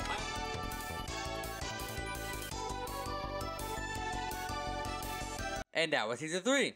Can you tell it's my favorite? Well, yeah, season 2 had the bangers that make the tippity top. The quality was a lot more hit or miss near the end. This season was just a hell of a lot more consistent. Not a dull episode in the lineup. Almost all of them we have something to talk about. I just really love the comedy, the use of characters, and the long arcs this season presented. It's so experimental. And I'm a fan of any season that experiments rather than playing it safe. Speaking of which, it's time for the one you've been waiting for. Hey, the one everyone hates! Let's get to the horror season 4! Alright, I'll stop the bit. And right off the bat, we start this horror season with a pretty solid episode. I really enjoy the Abed sitcom stuff as it fits right in line with the seasons did prior. Of course, a sitcom will be Abed's happy place. It's a place of established patterns and status quos. Plus, in episodes prior, he mentioned his know-how of sitcoms, their tropes and scenarios, and how they relate to the group. So he would picture the group in one to symbolize his inability to accept change. And plus, the homage is just so good. Everything from the increased exposure of lighting, the reuse of shots, the laugh track, and even the corny jokes. So I find it odd that they auto-tuned Danny's voice for this, even though he's saying the exact same tune without 2 seasons ago. For those times when life's too hard to face. Everything else about the episode is fine. Jeff's stuff is pretty funny, but loses points for punching Leonard. But he was able to get his revenge at the end, because he's a king. The Annie and Shirley stuff is okay, though I don't like how bitter Annie is about Jeff, as it's just kind of annoying. Speaking of romance, the Britta and Troy stuff is fine, I just don't care. But yeah, pretty solid start here. Well, not as incredible as the last 3, it still has pretty great moments. Let's just hope the rest of the season can deliver on that front.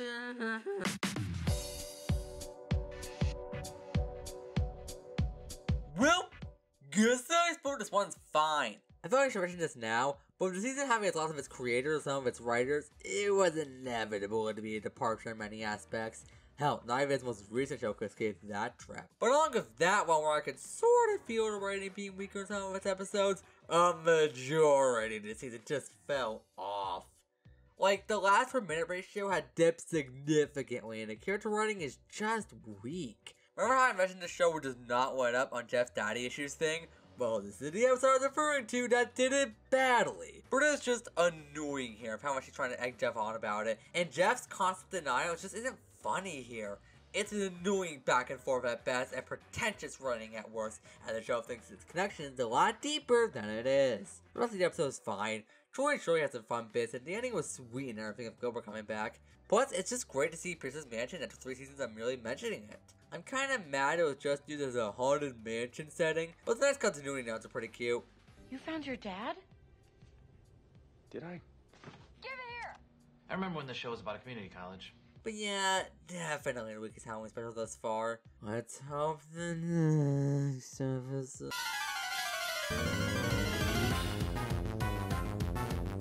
Wow, so blows. Like, it really sucks. I had a bad time watching it.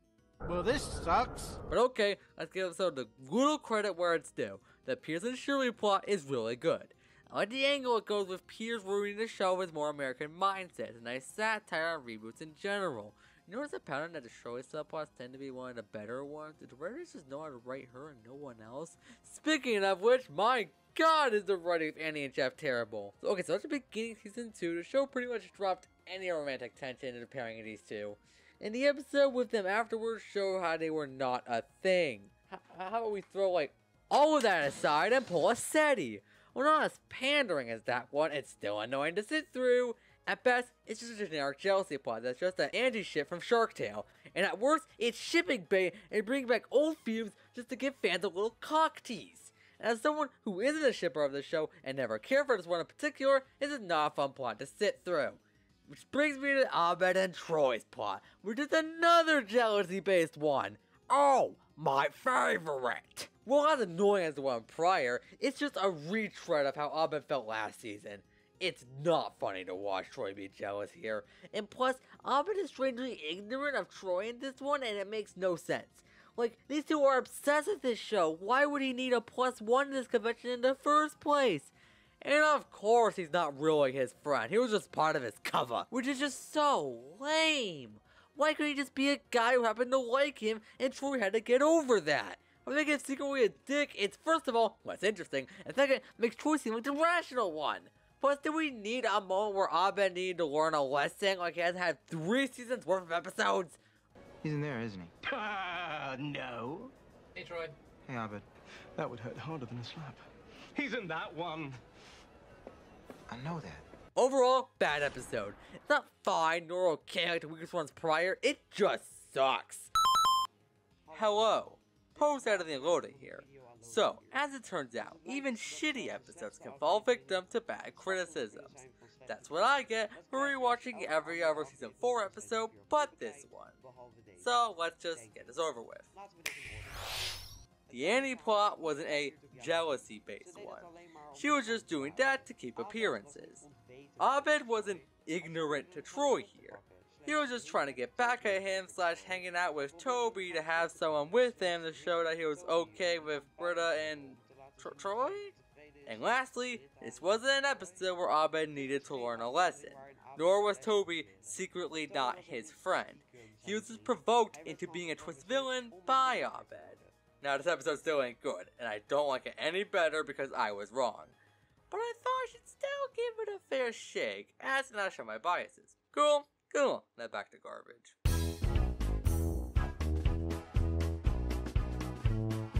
Yeah, this episode's a bunch of stupid fucking shit. You know, that sounds about right.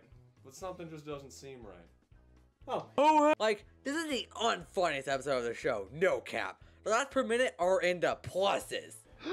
In speedrunning terms. You need to think before you speak. No. So you know why the Germans were funny? Because this episode doesn't. They will not let up with the German jokes here. I kind of forgot the potential for amazing commentary the foosball one had. Because this episode ran out of potential dry and spat it up and chewed it up and whatever. I don't give a shit anymore. So many of the jokes here can be summed up as, they're German and we're American. How ironic, they're taking our study room. Remember! And when it's not that, it's just not funny. Like, the closest episode has to funny ha-has are the callbacks, which are funny enough if you don't think of how bullshit some of them are.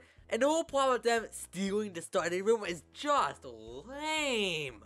Not only is it done better in episodes before and after, but the whole school getting audited for it here and signing up the Germans is just dumb. Like, I feel like this episode is about a new group of students wanting to take the study room and having them gather up sympathy. That'd be fine. But who the fuck in the school cares about the Germans? Were they convincing enough for their cause? Because there should be nothing but loud and obnoxious jackasses before. So why would they just side with a group who are petty enough to spend $20 on a bit that wasn't even that good? I feel like I'm about a cheap callback and an excuse for their amazing commentary abilities. And everyone knows if you give the Germans something small like the study room or Austria, they end up wanting something big like Earth. Somebody finally stood up to you and you had them banned. Why must our people always be the victims? You're like those guys on Hogan's Heroes, the Nazis. You take that back! I'm Jewish. Yeah, Leonard, don't call me a Nazi. You are wearing an SS t-shirt. Also, the plot just kind of ends. Like, they get an F, they feel bad, they fix the school, and then suddenly everyone just wants them to have the room back? Like, where the hell were the Germans in all this? Did they and the rest of the school forgive him? Was their study room the only one that was any good, so fixing the others weren't having their study room back? It's like I will repeat, you dumbasses! Yeah! And there's a subplot of Chang, but I already ranted enough out of this episode, so I'll leave that bullshit plot for another time. So, yeah, this episode may be awful, but is it dog shit? Well, maybe, but it has its moments and spurts. I tell you what they were, but this episode is so forgettable I forgot them all. Maybe the Germans took them, like they took Austria or something. Ooh. This episode shit, it's very little like here. I just hope the next one can be better.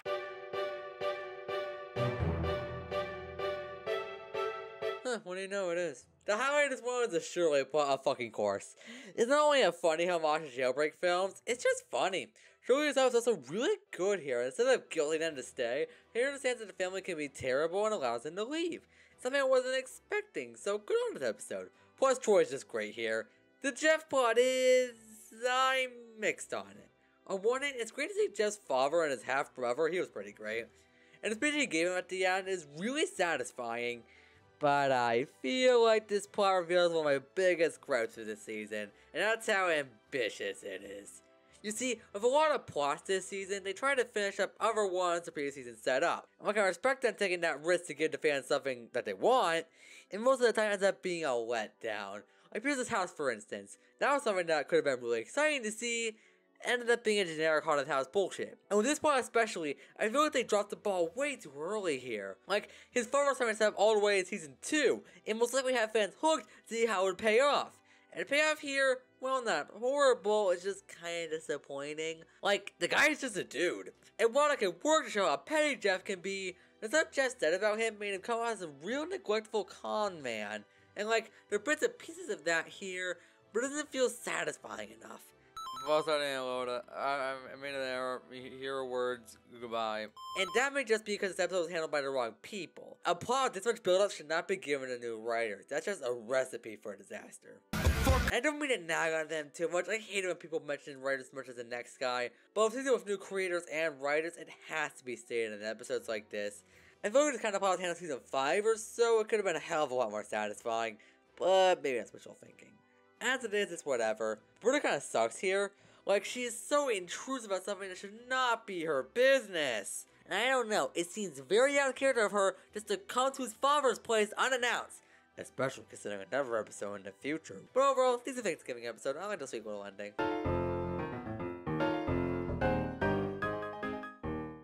And here we have a return to the documentary format. Now, this was a very risky move this season to do, with it being one of the best formats in the show and probably well respected. So respect for them for continuing the tradition.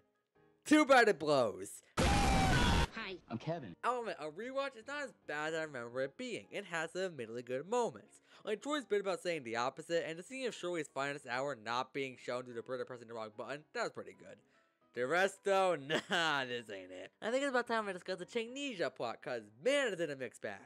On one hand, I'll give you some props for giving Chang something new to do here, and changing up his character then for what he was before was a nice way to make him feel fresh here. But the execution of it was pretty bad. Cause while I do enjoy the switch of Chang's character, everyone else surrounding it sucks. And this episode is a prime example as to why. Because all it amounts to here is the tired, no one believes it, this guy is full of shit plot, which as I mentioned season 2 is one of my least favorites. I'll give it credit that it doesn't take place that much in this episode and keeps Jeff to himself for the majority of it. But when he does try to out him out and convince others, it's so fucking bad. It plays the trope out to a T and leads to some pretty horrible scenes from him. Especially when he kisses a woman without her consent and who had already treated to being here, bye. That would just be the worst thing in the series, which is saying a lot considering he was responsible for killing a dude. But this line was pretty funny. Look, if he doesn't remember her, then this wouldn't bother him. My logic is flawless. And also the ending just blows. It's just a Toby thing all over again. But this time for its implications. Because since he did end up thinking it all, he did free labor for 3 months and tricked his wife into the ruse and made her believe it. Plus, it's so goddamn predictable. I'd prefer if he did have it. That means Jeff was in the wrong for accusing him otherwise, and plus it'll be more interesting. Also, place in the comments, what interpretation do you believe this episode could represent most? Also, one thing I want to point out. episode, and the episode was pulled from Netflix for showing blackface, right? That's all good enough. I can't say much about it, so let me just check out this cute little episode on Netflix. Oh my god!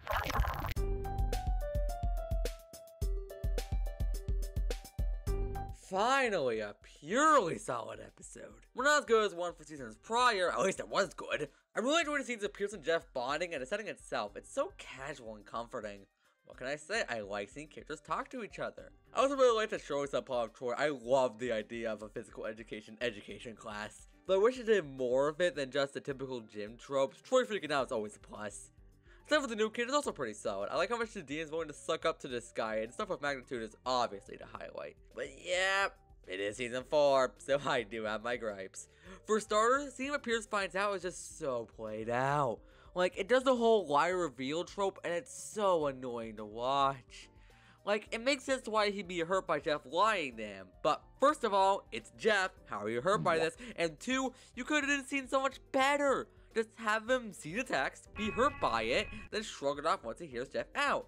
He didn't seem to be hurt by a rejection in the first part of the episode, and this wasn't the first time he was lied to. Just do something other than this stupid trope. Speaking of stupid, the ending of the whale plot. Now, I do like how the straw that brings the camel's back is magnitude, but the turnaround of what's it to ya is just so dumb. Like, apparently, he wanted to be treated like a person. No, you didn't. You were perfectly fine coasting off the riches and stealing Jesus' catchphrase. Shut the fuck up. Around those 2 moments, that was pretty solid. The group is giving some big shots.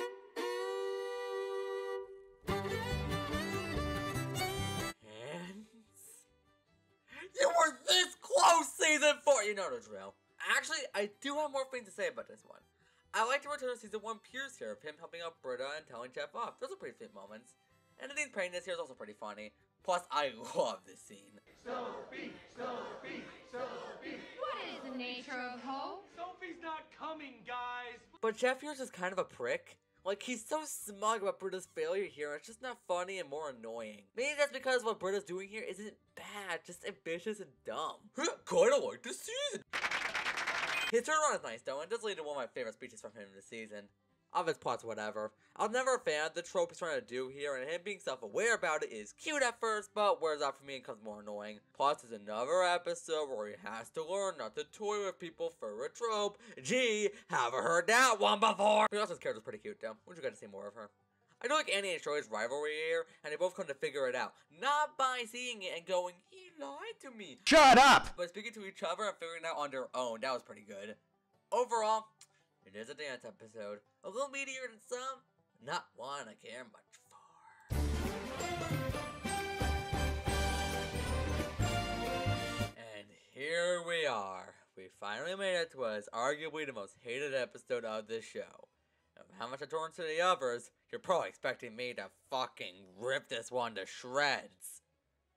It's bad. Not awful, just bad. Leaning towards mediocre, to be honest. Well, let me get to the pros. Because there are some here. The puppets look fine. I do agree something like Ovid and Shirley could be better. I don't mind looking at them for the episode. Especially Pierce and Troy's. They did a good job on those. Speaking of which, the set designs here are really good. You can tell they brought some great talent here to bring this episode to life. The scaling here is amazing. Also, the comedy isn't the worst. I find myself chuckling here more often than some of the other bad episodes. The Dean especially gets some pretty good lines. Dean, there is a fire in the cafeteria. Not now!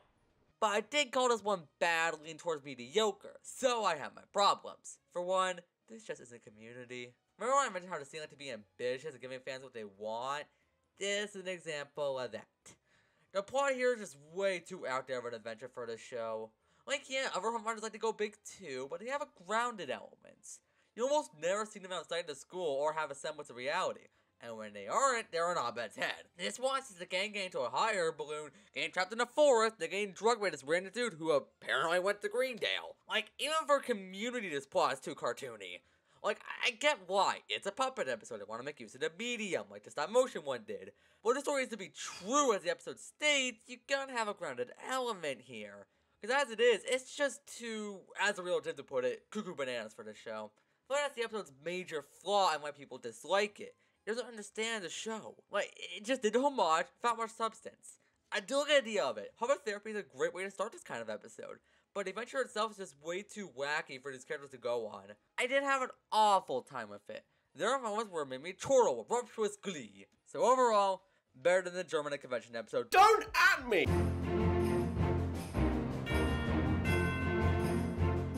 And here we have the final holiday special of the show. And it's bad. Like, forgettably so. The themes of Shirley's penance are pretty good, and taking some pretty good lines, but man does this one blow. Ironically enough, as where the last episode was too wacky and over the top, this one is too slow and doesn't go anywhere. It's a bottle episode, but done boring. Speaking of which, oh my god, has all been annoying here. Like yeah, he was the one to point out that he did homages, but never to a degree where he wanted to show his fourfold ass up all the way to Schneider's Bakery. And the ending of the Tanisha stuff still sucks, and it's way too much build up for no payoff. Oops.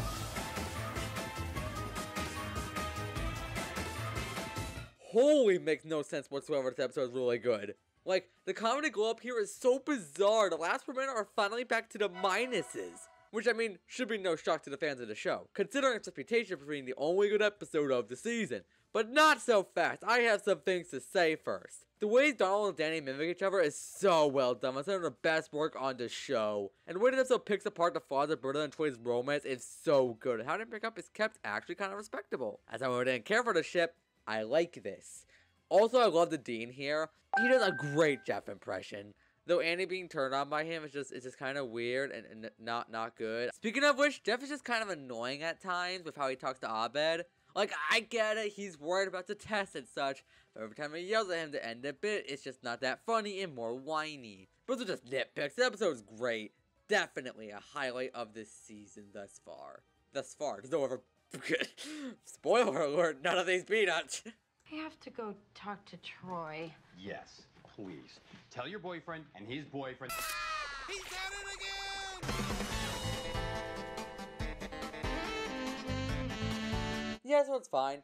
I will say, this is probably the most ambitious episode of this season, and it paid off, sorta, kinda, leaning towards no. I like how it presents visuals for the flashbacks that were explained in prior episodes. Troy and Annie's especially are really good.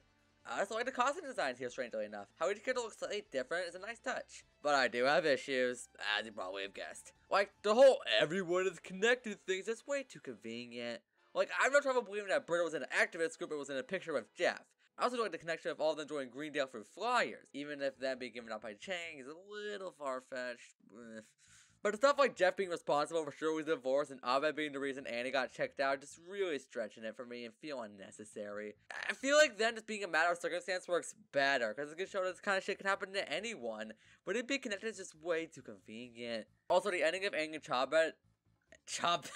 and the ending of Abed and Chang is just way too dumb and a shit way to end the Tanisha arc. They played the whole, the power of friendship is what he wanted all along, with no hint of irony, and it's so stupid.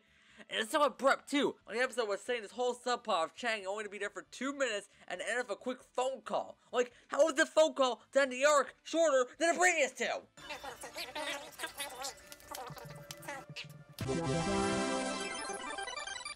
Also, this type of plot seems way too fanservice-y in general. Like, I'm all for fanservice callbacks. They're like junk food to me. But when it's the whole episode, I don't know. It feels kind of tacky. But I mean, it's done fine here, so whatever.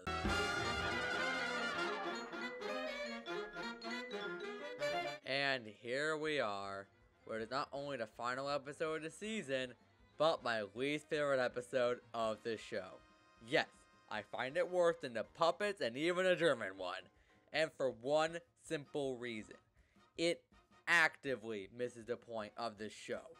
Sure, the puppet one did that too, but that one had aspects of the show in it like the homage and a stance of groundedness to why they are puppets. It's bullshit, sure, but there is some. This episode has the whacked up premise of the puppet one with the horrible comedy and smugness of the German one. God, is this episode smug. Not only does it think it's deeper than it is, but then it has the audacity to pull the it was all a dream bullshit, but it has what's possibly the worst line in the series. Don't logic this one away from me. We finally figured out a way to make people cool here. Let's go back to the whack job part of it, because my god, this will go off the rails. Like, it's way too goddamn high concept and sci-fi. You mean to tell me that Jeff has a more active imagination what goes on in the worst timeline than Abed would? The guy who's been dismissive of this kind of crap since the beginning, with like paintballs that vaporize people, the worst talent in all of its intricacies, and a sneak peek during episode 9? Speaking of which, why was this evil Taiwan stuff worth being part of a series finale? A season finale, which, mind you, was about Jeff graduating, something that's built up since the beginning of the series. Why focus on something that's already wrapped up nicely in season 3 over a plot that has episodes will build up in your season? And why is it not funny? Why is it the whole doppelganger suffering to the others and they blame the real guy for it? Well, it's not the worst trope, it's still one of the groaners and one of the worst ones to base your finale on. And when it's not that, each line is just missing its punch. And as the last hurrah of the whole group together, it's such a lame way to go out. But I will give this episode this. It is a nice send-off to Pierce. Like, sure, he's barely in this one, but it makes sense to end this arc and his character by having him graduate to Greendale. It's a cute moment and a good way to leave his character with. Also, another pro that this episode isn't the series finale, so it does have the distinction of ruining the series by proxy. So, props for that. Go fuck yourself.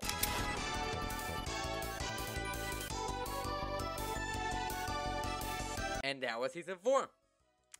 It sure was.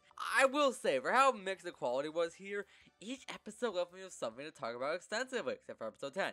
Which is something even the best seasons can't really say. But by no means is any better than those, or good in any way. Its humor is lacking, the plotline is weak and have very little payoff, and it just doesn't get the point of the series. But I will get the creators credit. They had a lot of pressure weighing on them to end the series respectively, and what they did here was commendable. But man, could it have been better. But I have seen worse seasons of televisions before. So, take that for what you will, and move right along to season 5.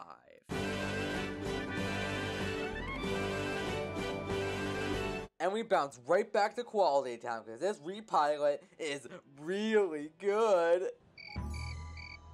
Hey, fuck you! I love how it reintroduces the characters after they left Greendale, how kind of depressing it all is. I also love the rivalry between Jeff and Alan here, and that's best. But with this comes the whole Raya revealed scene, which is just kinda okay.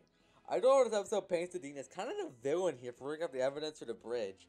In fact, the way that brings the characters back is really solid. I believe it's heavily referencing season 9 of Scrubs and trying to do it better. Though I can't really say if it achieved that, as all I know about that season is how it's peaches and cream compared to season 4 of this show, according to Watch Mojo, which is the only source I need. I don't know about you. My favorite part of this episode is Chang's brief appearance, how they swept the ninja stuff from the season 4, that was pretty great. Something the show will do from now on, and it's pretty good, if not kind of a rude way to treat people who did the last season. Speaking of which, the globe in terms of laughs per minute is huge, and I could not be happier. You can tell the creator and writers are back, and it makes me hopeful for what's to come. I told you you'd be back. Shut up, Leonard. I'm not here. I'm just a figment of your creeping dementia.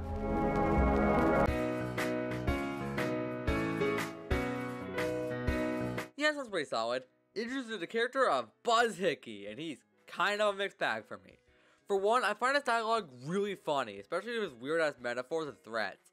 But I feel like he's a bit of a Diet Pierce in a sense. Not that he doesn't have his own identity, it's just like he's only there to fill up that spot, and he just doesn't mesh well as Pierce did. But he's pretty good in this episode. Though minus points for Meatball. And yes, I know he's Mike for Breaking Bad. I just didn't bring it up because I didn't watch the show at the time, but now that I have, it's very distracting. Ha, finger. But yeah, the episode itself. I like the subplot of Abed and Nicolas Cage obsession. It leads to some pretty great moments, and one of my favorite performances of Danny himself. Though I really wish Troy was involved in this one, especially with how much he's in the season already. Like, he took the class with him and lives in the same apartment. There's some potential for some really good lines and bits from him. But he still has his moments in this one. The main plot of Java is pretty good, and the moment where he gets into teaching is really well done, and strangely, one of the most viewed community videos on YouTube? I think the school writing is really great, though it feels weird as students like Neil, Garrett, and Magnitude are still here while Annie was the one decided to graduate.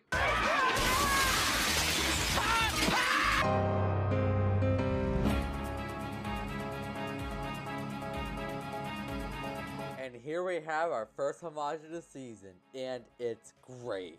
The mystery element is actually really strong here, as its multiple red herrings and clues littered throughout still leave fans guessing. My theory is Magnitude.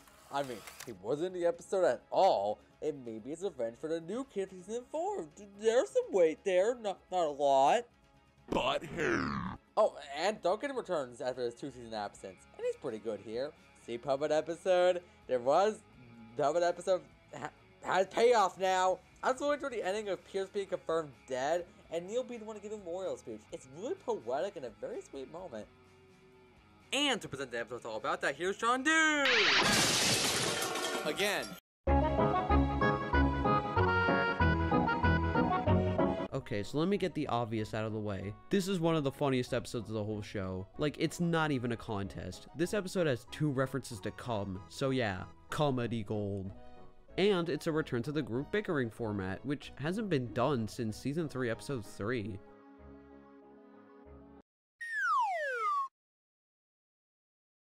Show me a person who cares about that episode, I'll show you a fucking liar. This was also the perfect episode to choose for the table read. Pierce isn't in the episode, but his spirit very much lives on, basically making this the last episode to truly have every character present. Beautiful. Also kinda odd that this episode felt more like a bottle episode than the signature one, though I do like that one better for a couple reasons. Now, these are small gripes, but I wanted to mention them regardless. This one is really small, but Jeff not getting a proper send-off with Pierce, even though everyone outside of Abed got a proper one, is a bit off, especially since Britta doesn't have nearly as much of a connection with him as Jeff. But he did get a semi-send-off in Repilot, so that's fine, honestly. Another gripe, leaning toward nitpick, is that in the first half, the group catches on quickly that Pierce is trying to turn them against each other, but then it's kinda odd that they don't just quit right there. In the second half, they have a reason to keep going because of the estate, but in the first, couldn't they just quit? I understand that the characters would catch on quick, but having the episode still keep going after that is just weird. I think it would have worked better if they just caught on in the beginning of the second half, but my biggest issue is Abed. He's the only one here that feels out of character. Like, I feel like after 4 seasons, he would know it's not okay to put tracking devices on them without their consent, and he 100% cares about people other than Troy. A bunch of previous episodes are proof enough of that. But whatevs, it still has that awesome ending with Troy, and in general it's just cool that Pierce and Troy got a proper send-off because their friendship was honestly pretty understated. So yeah, still like a 8 out of 10 at least. Now this is how to make paintball cool again. No, seriously, take the basic principle of what original paintball was and rebranded it to something creative, funny, and exciting. This is my second favorite episode in terms of set design, only beat by pillows and blankets. The amount of creativity and role building that's put into this is stupidly awesome and a treat to watch. That's something else too. This season might just have my favorite batch of homages. Not only is there a good chunk of them, just about all of them hit bullseyes. Plus the character variety here is amazing. Almost each one gets their own chance to shine. Except for Annie, but she had enough in the last paintball. And if I didn't see Britta get a chance to be a badass here, it's something fresh. So if I had to nitpick one thing about this episode, it'd be how pushy she could be about this. Like, I get it. At this point, it's part of a character to care about shit that shouldn't be your business. But every time she mentions it, it just gets more annoying. But I can figure about every flaw this episode has, just for the ending alone. I'm gonna be real. This is my favorite moment of the series. Not my favorite episode, but my favorite moment. Just about everything about Troy's goodbye here is perfect. From the little moment he shares with the characters, to LeVar Burton, to the scene of Troy and Abed's last look at each other, to oh my god, I could gush about how a perfect song choice remix Hum Sail Ways for hours. It's so fucking good. Everything about this ending is spectacular, and elevates this episode to be my favorite of the season. Yeah, good. But man, let me tell you, there was no lonelier feeling in the series than seeing the intro animation pause just a little bit as the cast depletes. Speaking of which, Chang joins the group now, and for something that was built up to season 2, it is given little fanfare and no second opinions as the episode starts. I can forgive it though, as it leads towards probably the best dance episode in the series. The bear down for midterms just might be my favorite bit of the season, and the twist of it all is so good. I was excited to see the episode really establish Duncan and Busiggy as part of the cast. They meshed pretty well here. Though I gotta say, the Hickey plot just kinda drags for me.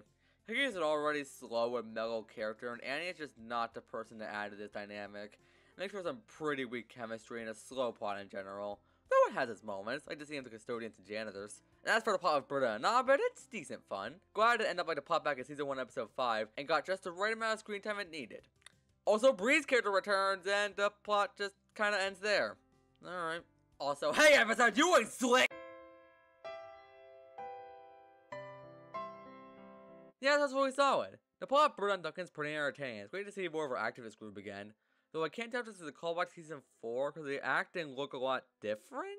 But either way, it's nice to see more of her past. I also got to call her out for guilting people, but not doing much of her own. It shows the whole everyone hates activist Britta, but in a more honest light. Plus, I really like the vibe this one has. The bar here is so cool and relaxing looking. James' plot here is the highlight. I love how gullible he is and how it plays the whole "they were ghosts all the time" shtick. Yeah, the plot's also pretty good. It's really sweet how it shows a more sensitive side to Buzz and how to get along at the end. Though, 2 things I want to note here. 1, since when the kick punch becomes something Abed was particularly obsessed with, but at the start it was shown to be cheesy crap, but now he takes it seriously enough to cosplay him to a premiere? Like, I like my shit out of crap too, but I wouldn't that example. And 2, the way the conflict starts is a tad forced.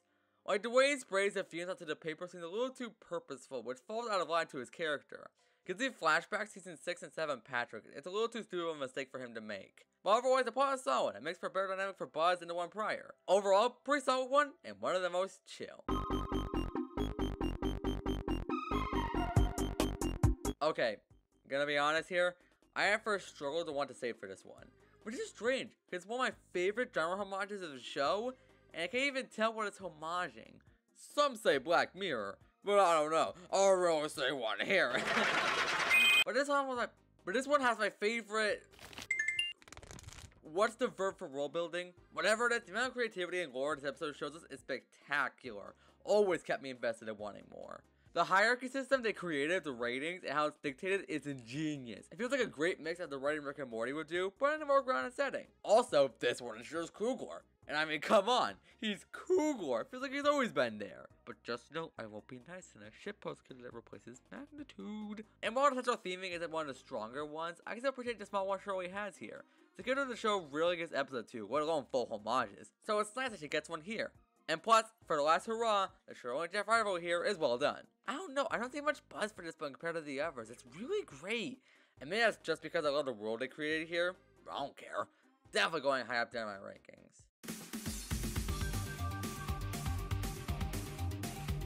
Hey, raise your hand if you missed the Whiplash Equality Season 1 and 2. Okay, so some of y'all need to. Wow. Yep, this one's fine. This is Rachel's, I can't remember names, Season 4's Redeemed final appearance, and it's kind of a shame. I feel like she could have been a nice emotional core for his character and allow him to grow. But I guess she went the way of VCR technology. I'm a joke wizard, I know. Yeah, this plot's okay, but it's kind of annoying to watch. I like Annie's brother, though. He has pretty good lines. And I know that's what this episode's about, but man, I miss Troy. I don't think I ever got a chance to mention this, but he's my favorite character of the show. His brand of humor coupled with his performance made each episode of him so much better. And I feel like his absence is the most present here, because man, could this plot benefit from more jokes. The VCR game's convolutedness, that's apparently a word, what do you know? Itself is funny, but the bickering between Abba and Annie and their dismissal is just not fun to watch. Speaking of which, the other plot suffers from the same issue. I feel like it's way too mean for this show. And I get that's what they're going for. We're supposed to see the worst in everyone here, money corrupts people, booyah booyah. But man, I could benefit from some more levity or just better dialogue. I don't even have a problem with Troy's characterization like others apparently do. I just wish it was made funnier. And that's kind of how I feel about this episode. It's blah. Not an A word, but I'm going with it. Oh hell yeah! Another D&D episode, baby! It's time for people who binge the show on Netflix to be all kinds of confused! Was everyone's takeaway from last time that we can use D&D to reprogram brains? Nobody feels that we almost caused a suicide? We prevented one. I'm so confused. Ian from Alvin and the Chipmunks, fuck yeah, baby! Of course this episode's a banger. Now, I know it can't live up to the original, but I find it great in the same way I find Monsters University great. I already came in knowing it wouldn't stand toe-to-toe, so thus my expectations were floored. The elements this episode added were spectacular. The group being split up and taking different journeys, a freaking interrogation scene, actual deaths to the main characters. Noticing a pattern here. You good, season 5? And new characters they have here add so much, especially to Dean. He is fantastic of how much he gets into the role. Speaking of going ham, I'm shocked of how much I liked Hickey in this one. He managed to be a great thrill for the game at the beginning, and him slowly getting into it was actually pretty subtly done. And the relationship he had with Ian, yeah, I'm calling him that, I forgot his name, and the wiki is so far away, is pretty realistic here, in a good way. Also, the editing is so good as ever, especially in the sound department. Also, unlike the last one, this takes place in a much warmer location, which makes sense. Though if I have one thing here, I feel like they're slowly making Chang to dump one of the group, trying to fill the void Troy had. Which, I didn't get that vibe for him, so I guess it'll be flanderization or what have you. But he plays the role well and gets some great lines, no good points here. You know where he was for most of my birthdays? Little place that rhymes with not there. Times Square. Alright, let's get to the main hot meat and potatoes. Why is this one as good? Well, for one, it's just not as funny. Not that I told this one at all. The comedy here is great. This is the last one was really, really funny of how they did each part of the quest, whereas this one plays some things a little straight. Which makes sense considering the core conflict, but that leads me to the second reason. The stakes here and the emotional crush is a lot more subdued. Like, the last one was them trying to bring life to this new kid who could possibly commit suicide if they fail. It'd be hard to live up to that. But following that up with some family issues, I don't know, it makes sense and it's done well. It's just objectively not as compelling. But don't get twisted, this is still a great episode and one that's going high on my list. But it's a sequel to my favorite episode, so it's gonna have issue holding up.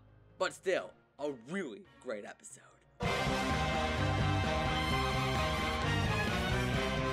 And how ironic that we followed that up with another sequel to one of my favorites. And just like with the last one, this one also slaps. In terms of how accurate the homage is, I can't 100% say. What? No, what? In terms of how accurate the homage is, I can't 100% say, due to me being Gen Z. But the jokes they do with the animation about the show's logic are incredible and extremely inventive. Plus, the character writing is really strong here, and the arc Jeff goes through here is both new and believable.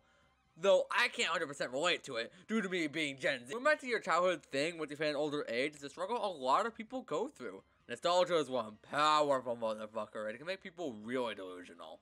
Plus, it makes sense that he'd go here, since he was raised on TV as a kid, and would have been fed the show and his toys. I also love how the episode does not shove the metaphor down your throat like other homages would, and allows the audience to connect the dots themselves. And if nothing else, the reason for the homage is the second most believable in the show thus far, apart from the obvious one, of course. Also, kind of point out how much the season pushes Jeff aside more often than the rest. It's a nice change of pace. And for being one of the only Jeff-centered episodes, it's really great. Got not much to say here, just a really amazing homage and a worthy successor to the fully animated episode lineup. But quick tip, do not discuss G.I. Jeff in the r/community subreddit. Worst mistake of my life. I don't know why I did Jeff Kenny there. I don't know what that was.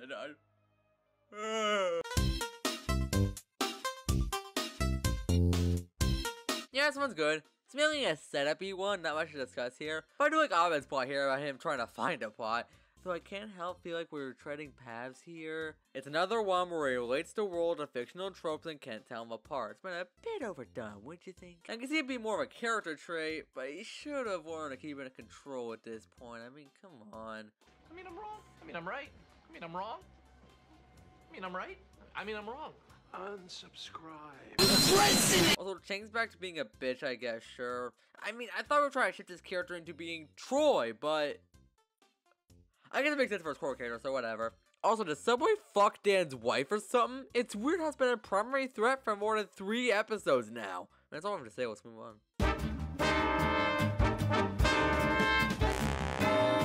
Oh, we're already at the finale. I say that, but it's really probably at the 50-minute mark. You wish. Man, this episode's really fun. I like the new character of,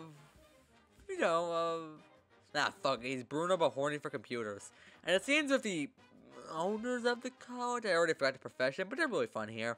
And the plot of Britta and Jeff is just alright. I like how it's treated seriously by Annie, not because of jealousy, but because of what it means for them moving forward. I cannot thank the episode enough for that. But no, there is still some shifting bait, but what you gonna do? I am making a lot more planetary references in this video than someone probably thought about in years. Though if I were to point out one aspect, it'd be the overall pointlessness of Chang switching sides here. Like, I did say earlier it made sense, but I don't know, it feels like a step back for what they were going for, only for him to contribute barely anything. And overall, I feel like the ending could add a little more fanfare. Especially how bittersweet it is knowing the amount of cast members who leave next season end up being. But it's cute enough as is. Also, it feels weird that Duncan's very last appearance was him being crippled, and one of his last lines being, "Oh!"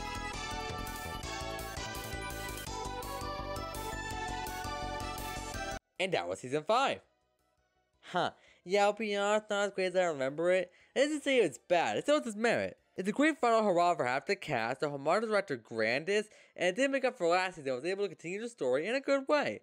But yeah, some aspects of it are off. Something I noticed while watching is just how many plot lines were introduced and later forgotten about.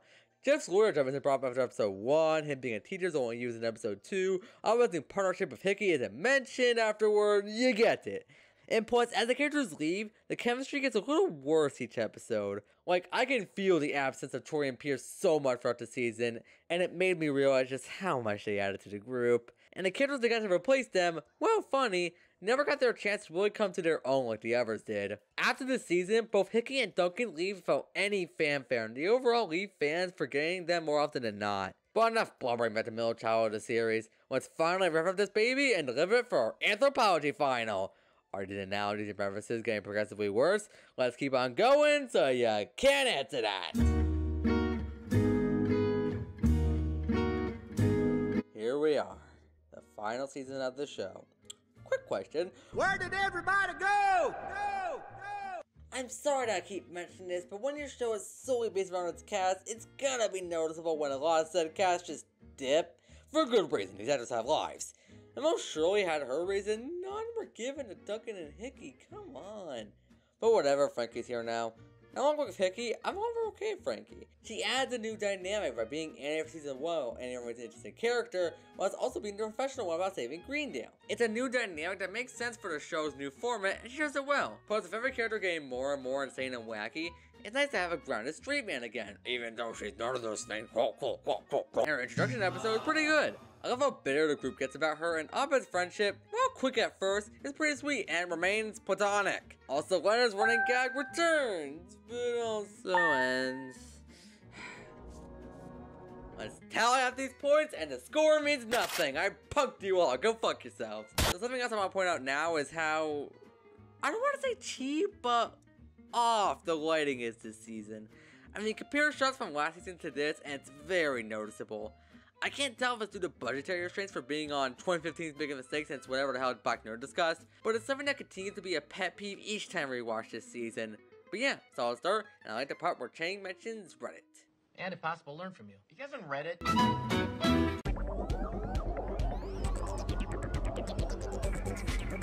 And we follow that up with a decent one. Well, the virtual reality system is really fun and parodies the whole virtual world thing really well. Though just comments about how ridiculous it is are just kinda okay but get old after a bit. But this episode introduces Keith motherfucking David himself, Elroy. Which, two things. One, I cannot unhear the president for Rick and Morty whenever I watch him here, but I also hear Elroy whenever I watch the president, so I'm facing real hardships here, man. Second, he is my favorite addition to the group. He mixes the old guy shtick with Pierce while also having a quippy and funny side to him when he's hanging out with the group. He has the best chemistry of them out of all the newbies. Plus, it's Keith, man. That voice could read me Shakespeare, and I hang on to every breath. And not saying a lot, coming from a Gen Z. The Aeroport kinda sucks. Britta's parents are introduced, and everyone thinks they're the bee's knees, while Britta has to suffer alone with her trauma as a child. Yeah, I'm not a fan of how nonchalant everyone is to Britta here. At best, it's the whole, I know they're evil, but no one believes me. And at worst, it's downplaying what she went through. And if we're to believe what she said here is true, which by the way, what we did for Jeff and Peter's father, then she has every right to not want to associate with them. I don't care if they're nice people now. That kind of shit from the past sticks. No matter if their parents remember it or not. And if you think I'm taking this too seriously, well, the show did appear as Jeff's father 32 seasons ago. So why is this one given a pass? And don't make me pull a gender card, okay, I do not know how. Let's bring up the Jeff's father episode. Because in this one, Britta gets pissed at Annie and Abed for sneaking into their house and getting a couch from them. Which, as I stated, she has every right to be. But I want to point out how she pulls the exact same stunt in season 4 episode. So yeah, not even Britta's 100% right here. Though doing the scene she has a pancake at the end. It brings up how we set our parents up to this higher standard, when in reality they're all just dudes trying their best, most of the time. It's the only instance here where trauma is acknowledged, while also being able to give a new perspective on it. Also, this line at the end was funny. It doesn't matter how mature we are or what resentments we carry. All that matters is that we're all going to die. But yeah, the dating stuff is great, and the Britta plot kinda blows. Overall, mid-episode.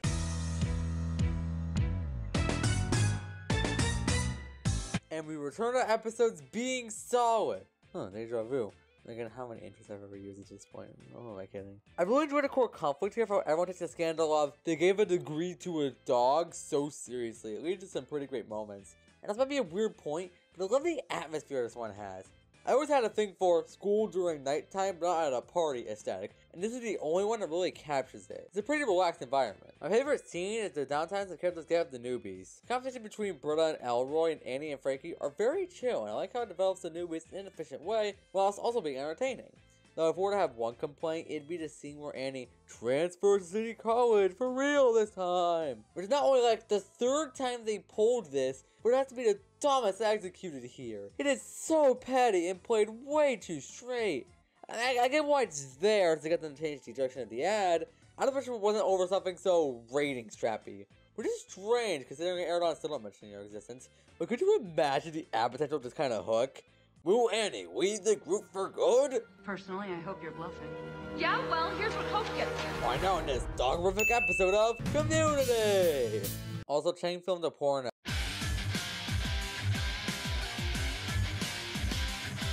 Yeah, this one's pretty good. I like Chang's plot here, and the abuse he gets is really funny. I don't know the guy who played the director was, but he does a magnificent job portraying his ruthless teacher. Kinda convict Chang is own Chang in a sense. Also, I don't know if this is inspired by Whiplash or not, but I know there's similarities to Karate Kid, so I want to assume.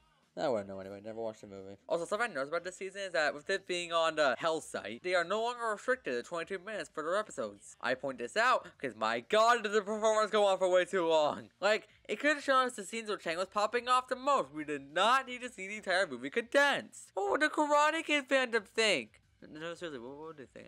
Anyone need a moderator or such karate? I'm getting out of track. They're the power of the Dean. Nothing. Full of Alvin and Elroy taking care of birds is really goddamn sweet. I do not care if it's the most cliche, emotionally manipulative crap this side of a PETA PSA. It fucking works for me. I just get the dumbest smile on my face by the end. Seeing Alvin and Elroy get along is also really charming. The entire plot is just so wholesome. I'm noticing how each episode of Elroy thus far has him or the group mentioning his race. Is it gonna be a pattern?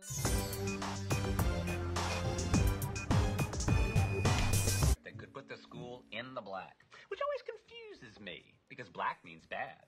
Sorry about that, man. What? Did someone use the word black and now you want me to give you the all clear? Yep, it's a pattern. This one blows. It's like the perfect blend of my least two favorite plot types, but done mediocrely. The no one believes me this dude's full of crap plot is done here with Jeff, but this time it makes the least amount of sense because the dean of all people is getting on his case for it. The dude who would take all the bullets in the heart doesn't get a chance to look at his direction is now taking the word of a prisoner he just met? I mean, I kinda get it. Jeff is the one to convince him to try out this thing, and he is known to lie, but him believing his criminal's word over Jeff's on the spot is just stupid. And like, I find some of the stupidity in the episode funny. I like the scene where he tries to murder Jeff, and the fight scene at the end was pretty good. But anything involving the stupid trope is just groan-inducing. Especially the scene where the dean just so happens to be there when Jeff murders him. Speaking of which, this is technically the last episode that Jeff cares way too much about something he shouldn't have bought. What a way to go out. Also, when does Jeff's teaching get lazy again? I thought he got into it last season. Why is he blowing off now? I mean, I get why, that's his character, but when did the flame die out for him? When was the point where he lost? Lost that spark. And the second plot type is not a dance one, but a party one. I mean, it's fine. I like how threatening Annie is here, and that's about it. Also, we were kind of going somewhere in the season featuring new characters heavily in the plots. Where the hell were they here? Ah, whatever, this was blah.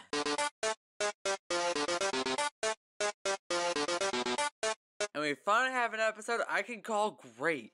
It's returned to the everyone bickers about each other format, and it's fantastic. It's the first time they really did the new characters, and they're just as snappy and full of chemistry as the oldies. The dialogue here is incredible, and I love what each person says about each other's emails. The stuff they reveal in the comments about each other is great, and some of my favorite exchanges of the season. Plus, the cop returns, and he and his son make for a surprisingly funny duo. It's a play on the whole cop and new psychic routine, and makes the normal cliche lines just hilarious with coming out as child. It's not a question of how I feel. I feel like flying. I don't jump off buildings. You believe in God, Warbird? And out of all the episodes thus far, this is the only one I did not feel the runtime for. The argument scene itself went for 9 minutes, and by God, I didn't feel a second of it. So good on the writers for that, and this great episode.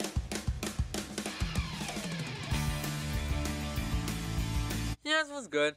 I love all the different ways the episode promotes to Honda brand. It's so good just how forced it can be. Though it feels weird to have all the characters from seasons 1 to 3 to return. Rich, City College, hell, even okay, maybe not him.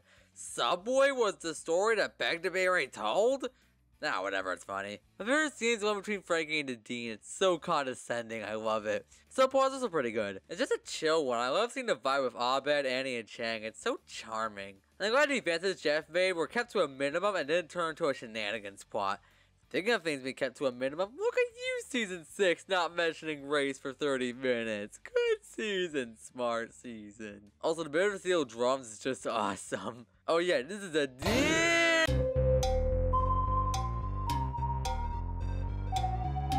Yeah, good. I like the hokey acting in this, and Magnitude's final appearance. The plot isn't one of my favorites, and everyone acting like a jerk to Abed just isn't fun to watch, especially as an editor myself. Not to brag or anything, I'm just quirky like that. Also, goddamn, his hand girl's just an earworm of a catchphrase. Good job, writers, but also fuck you. And hey, look at that! It's an Abed episode that's not about him mixing up film with reality. Ain't that a step in the right direction? Hope this is a sign that each episode moving forward won't detriment this. Chris Pratt.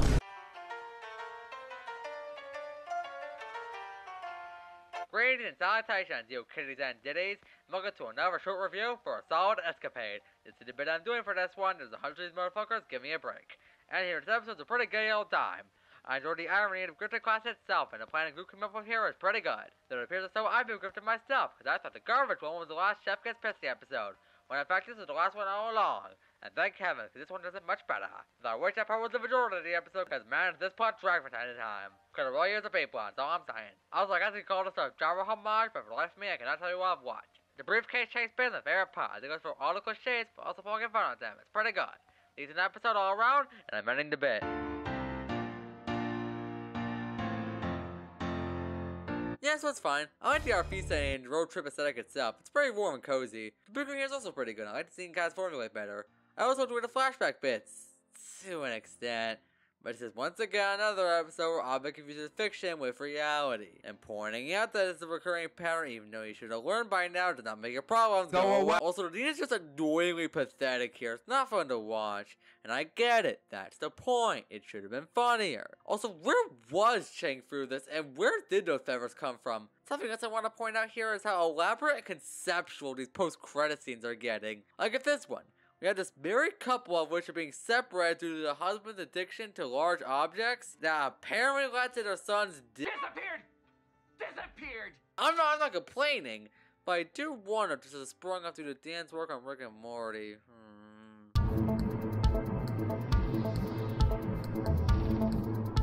And finally, we have another great episode. And one I can go to season 4's finale and say, now this is pod racing. But the way we bring it to paintball format is so fucking genius. It allows the new characters to get a vital role in the story, and a new homage format for them to use with the spy genre. Plus, playing it in secret allows for the episode to have a ton of new action-beats and sequences, and it has a really good arc with the Dean trying to stay to school without Frankie. Now, the Dean being upstaged by her was a plot here and there, but I like how the episode addresses it while also showing a new perspective on it. I also love the action sequences. They have some pretty genuine badass moments and pretty creative choreography. Plus it brought Kugler back, the prince. Also the music here is surprisingly really good. Like for the first time it feels like forever. Not to roast the composer here. Of course he does a great job in each episode.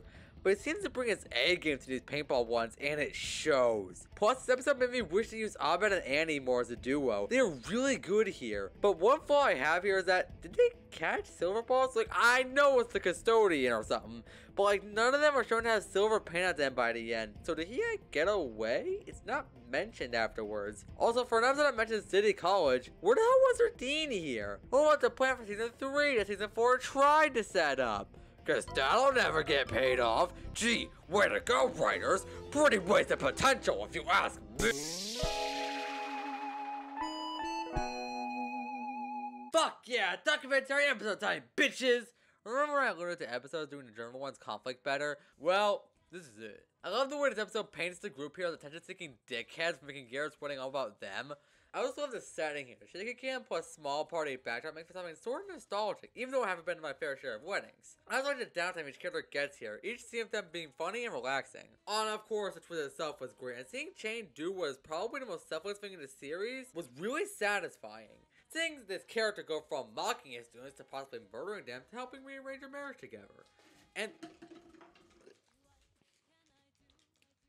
though the reason he did it was selfishness, it's still nice to see him do something nice on his own. I have very little wrong with this one. It's just a really fun documentary episode, and a great send-off towards probably the best drama homage type.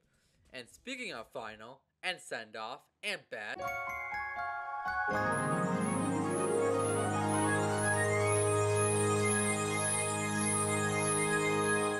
And here we are. We're finally at the finale. Quite a wild and inconsistent by quality-filled ride, eh? Well, I'll save my final words till the end. What about this episode? Well, not to sound dramatic, but this episode is Community. It's extremely funny and has excellent character interactions. It's endlessly quotable at points I still say to myself, even when it makes no sense. It's creative with its meta humor and plots, and it's emotional, giving each character just the right amount of dimensions to make them memorable. Now, I may have my share of problems with it, but I don't care. This episode is a masterful finale. It's able to wrap up these characters with no retcons or loose ends. It ends Jeff's arc about caring for people, and even the romance arc with Annie, I like it here. And the ending, oh sweet Jesus, the ending. I know I said Troy's goodbye was the most perfect scene in the series, but this is a close second. The song gives me chills. The scene of Jeff and Abed embracing each other for the last time is so poetic, giving these characters history throughout the whole series. And even the cut with Chang's joke is fucking perfect. This is one of those perfect scenes in media and the exact finale this show deserves.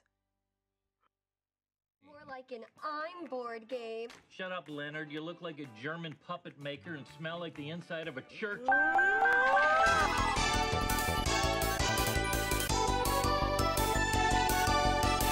And now it's season 6.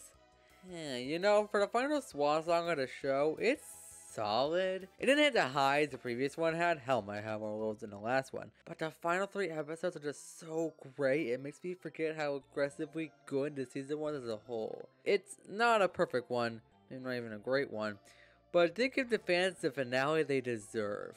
So, good on ya. And that was every episode of Community reviewed. Now let me drop the tire out. This is a really fun project to do.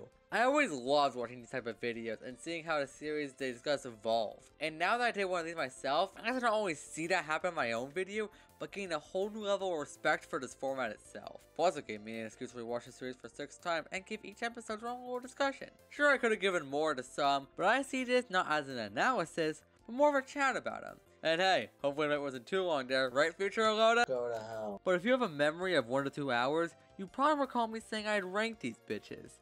So where the hell are they? Well, I thought I'd do them a tad differently. Give me your hands, show me the door. I cannot stand to wait anymore. Somebody said, be what you be. We could be old and cold and dead on the sea. But I love you more than words can say. Well, I can't count the reasons I should stay. Give me some rope, time in a dream. Give me the hope to run out of steam. Somebody said it could be here.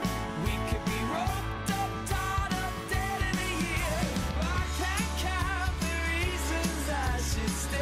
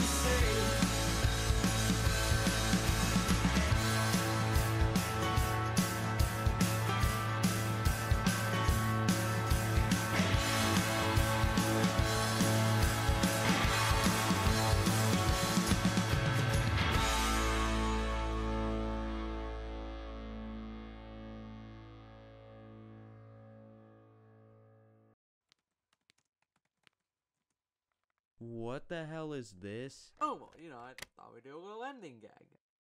Ending gag? Yeah, you know, on a show we usually have this thing at the end of their episode. I thought we could do one of those. You wanted to edit more? Oh god, no. In fact, future me is probably kicking me in the shin for even suggesting this. Ow. But you know, I thought I was having fun to do at the end. That's dumb. Yeah, you're probably right. Just thought it would be cool. Well, it isn't. Yeah. Hello, Jonathan the Moon!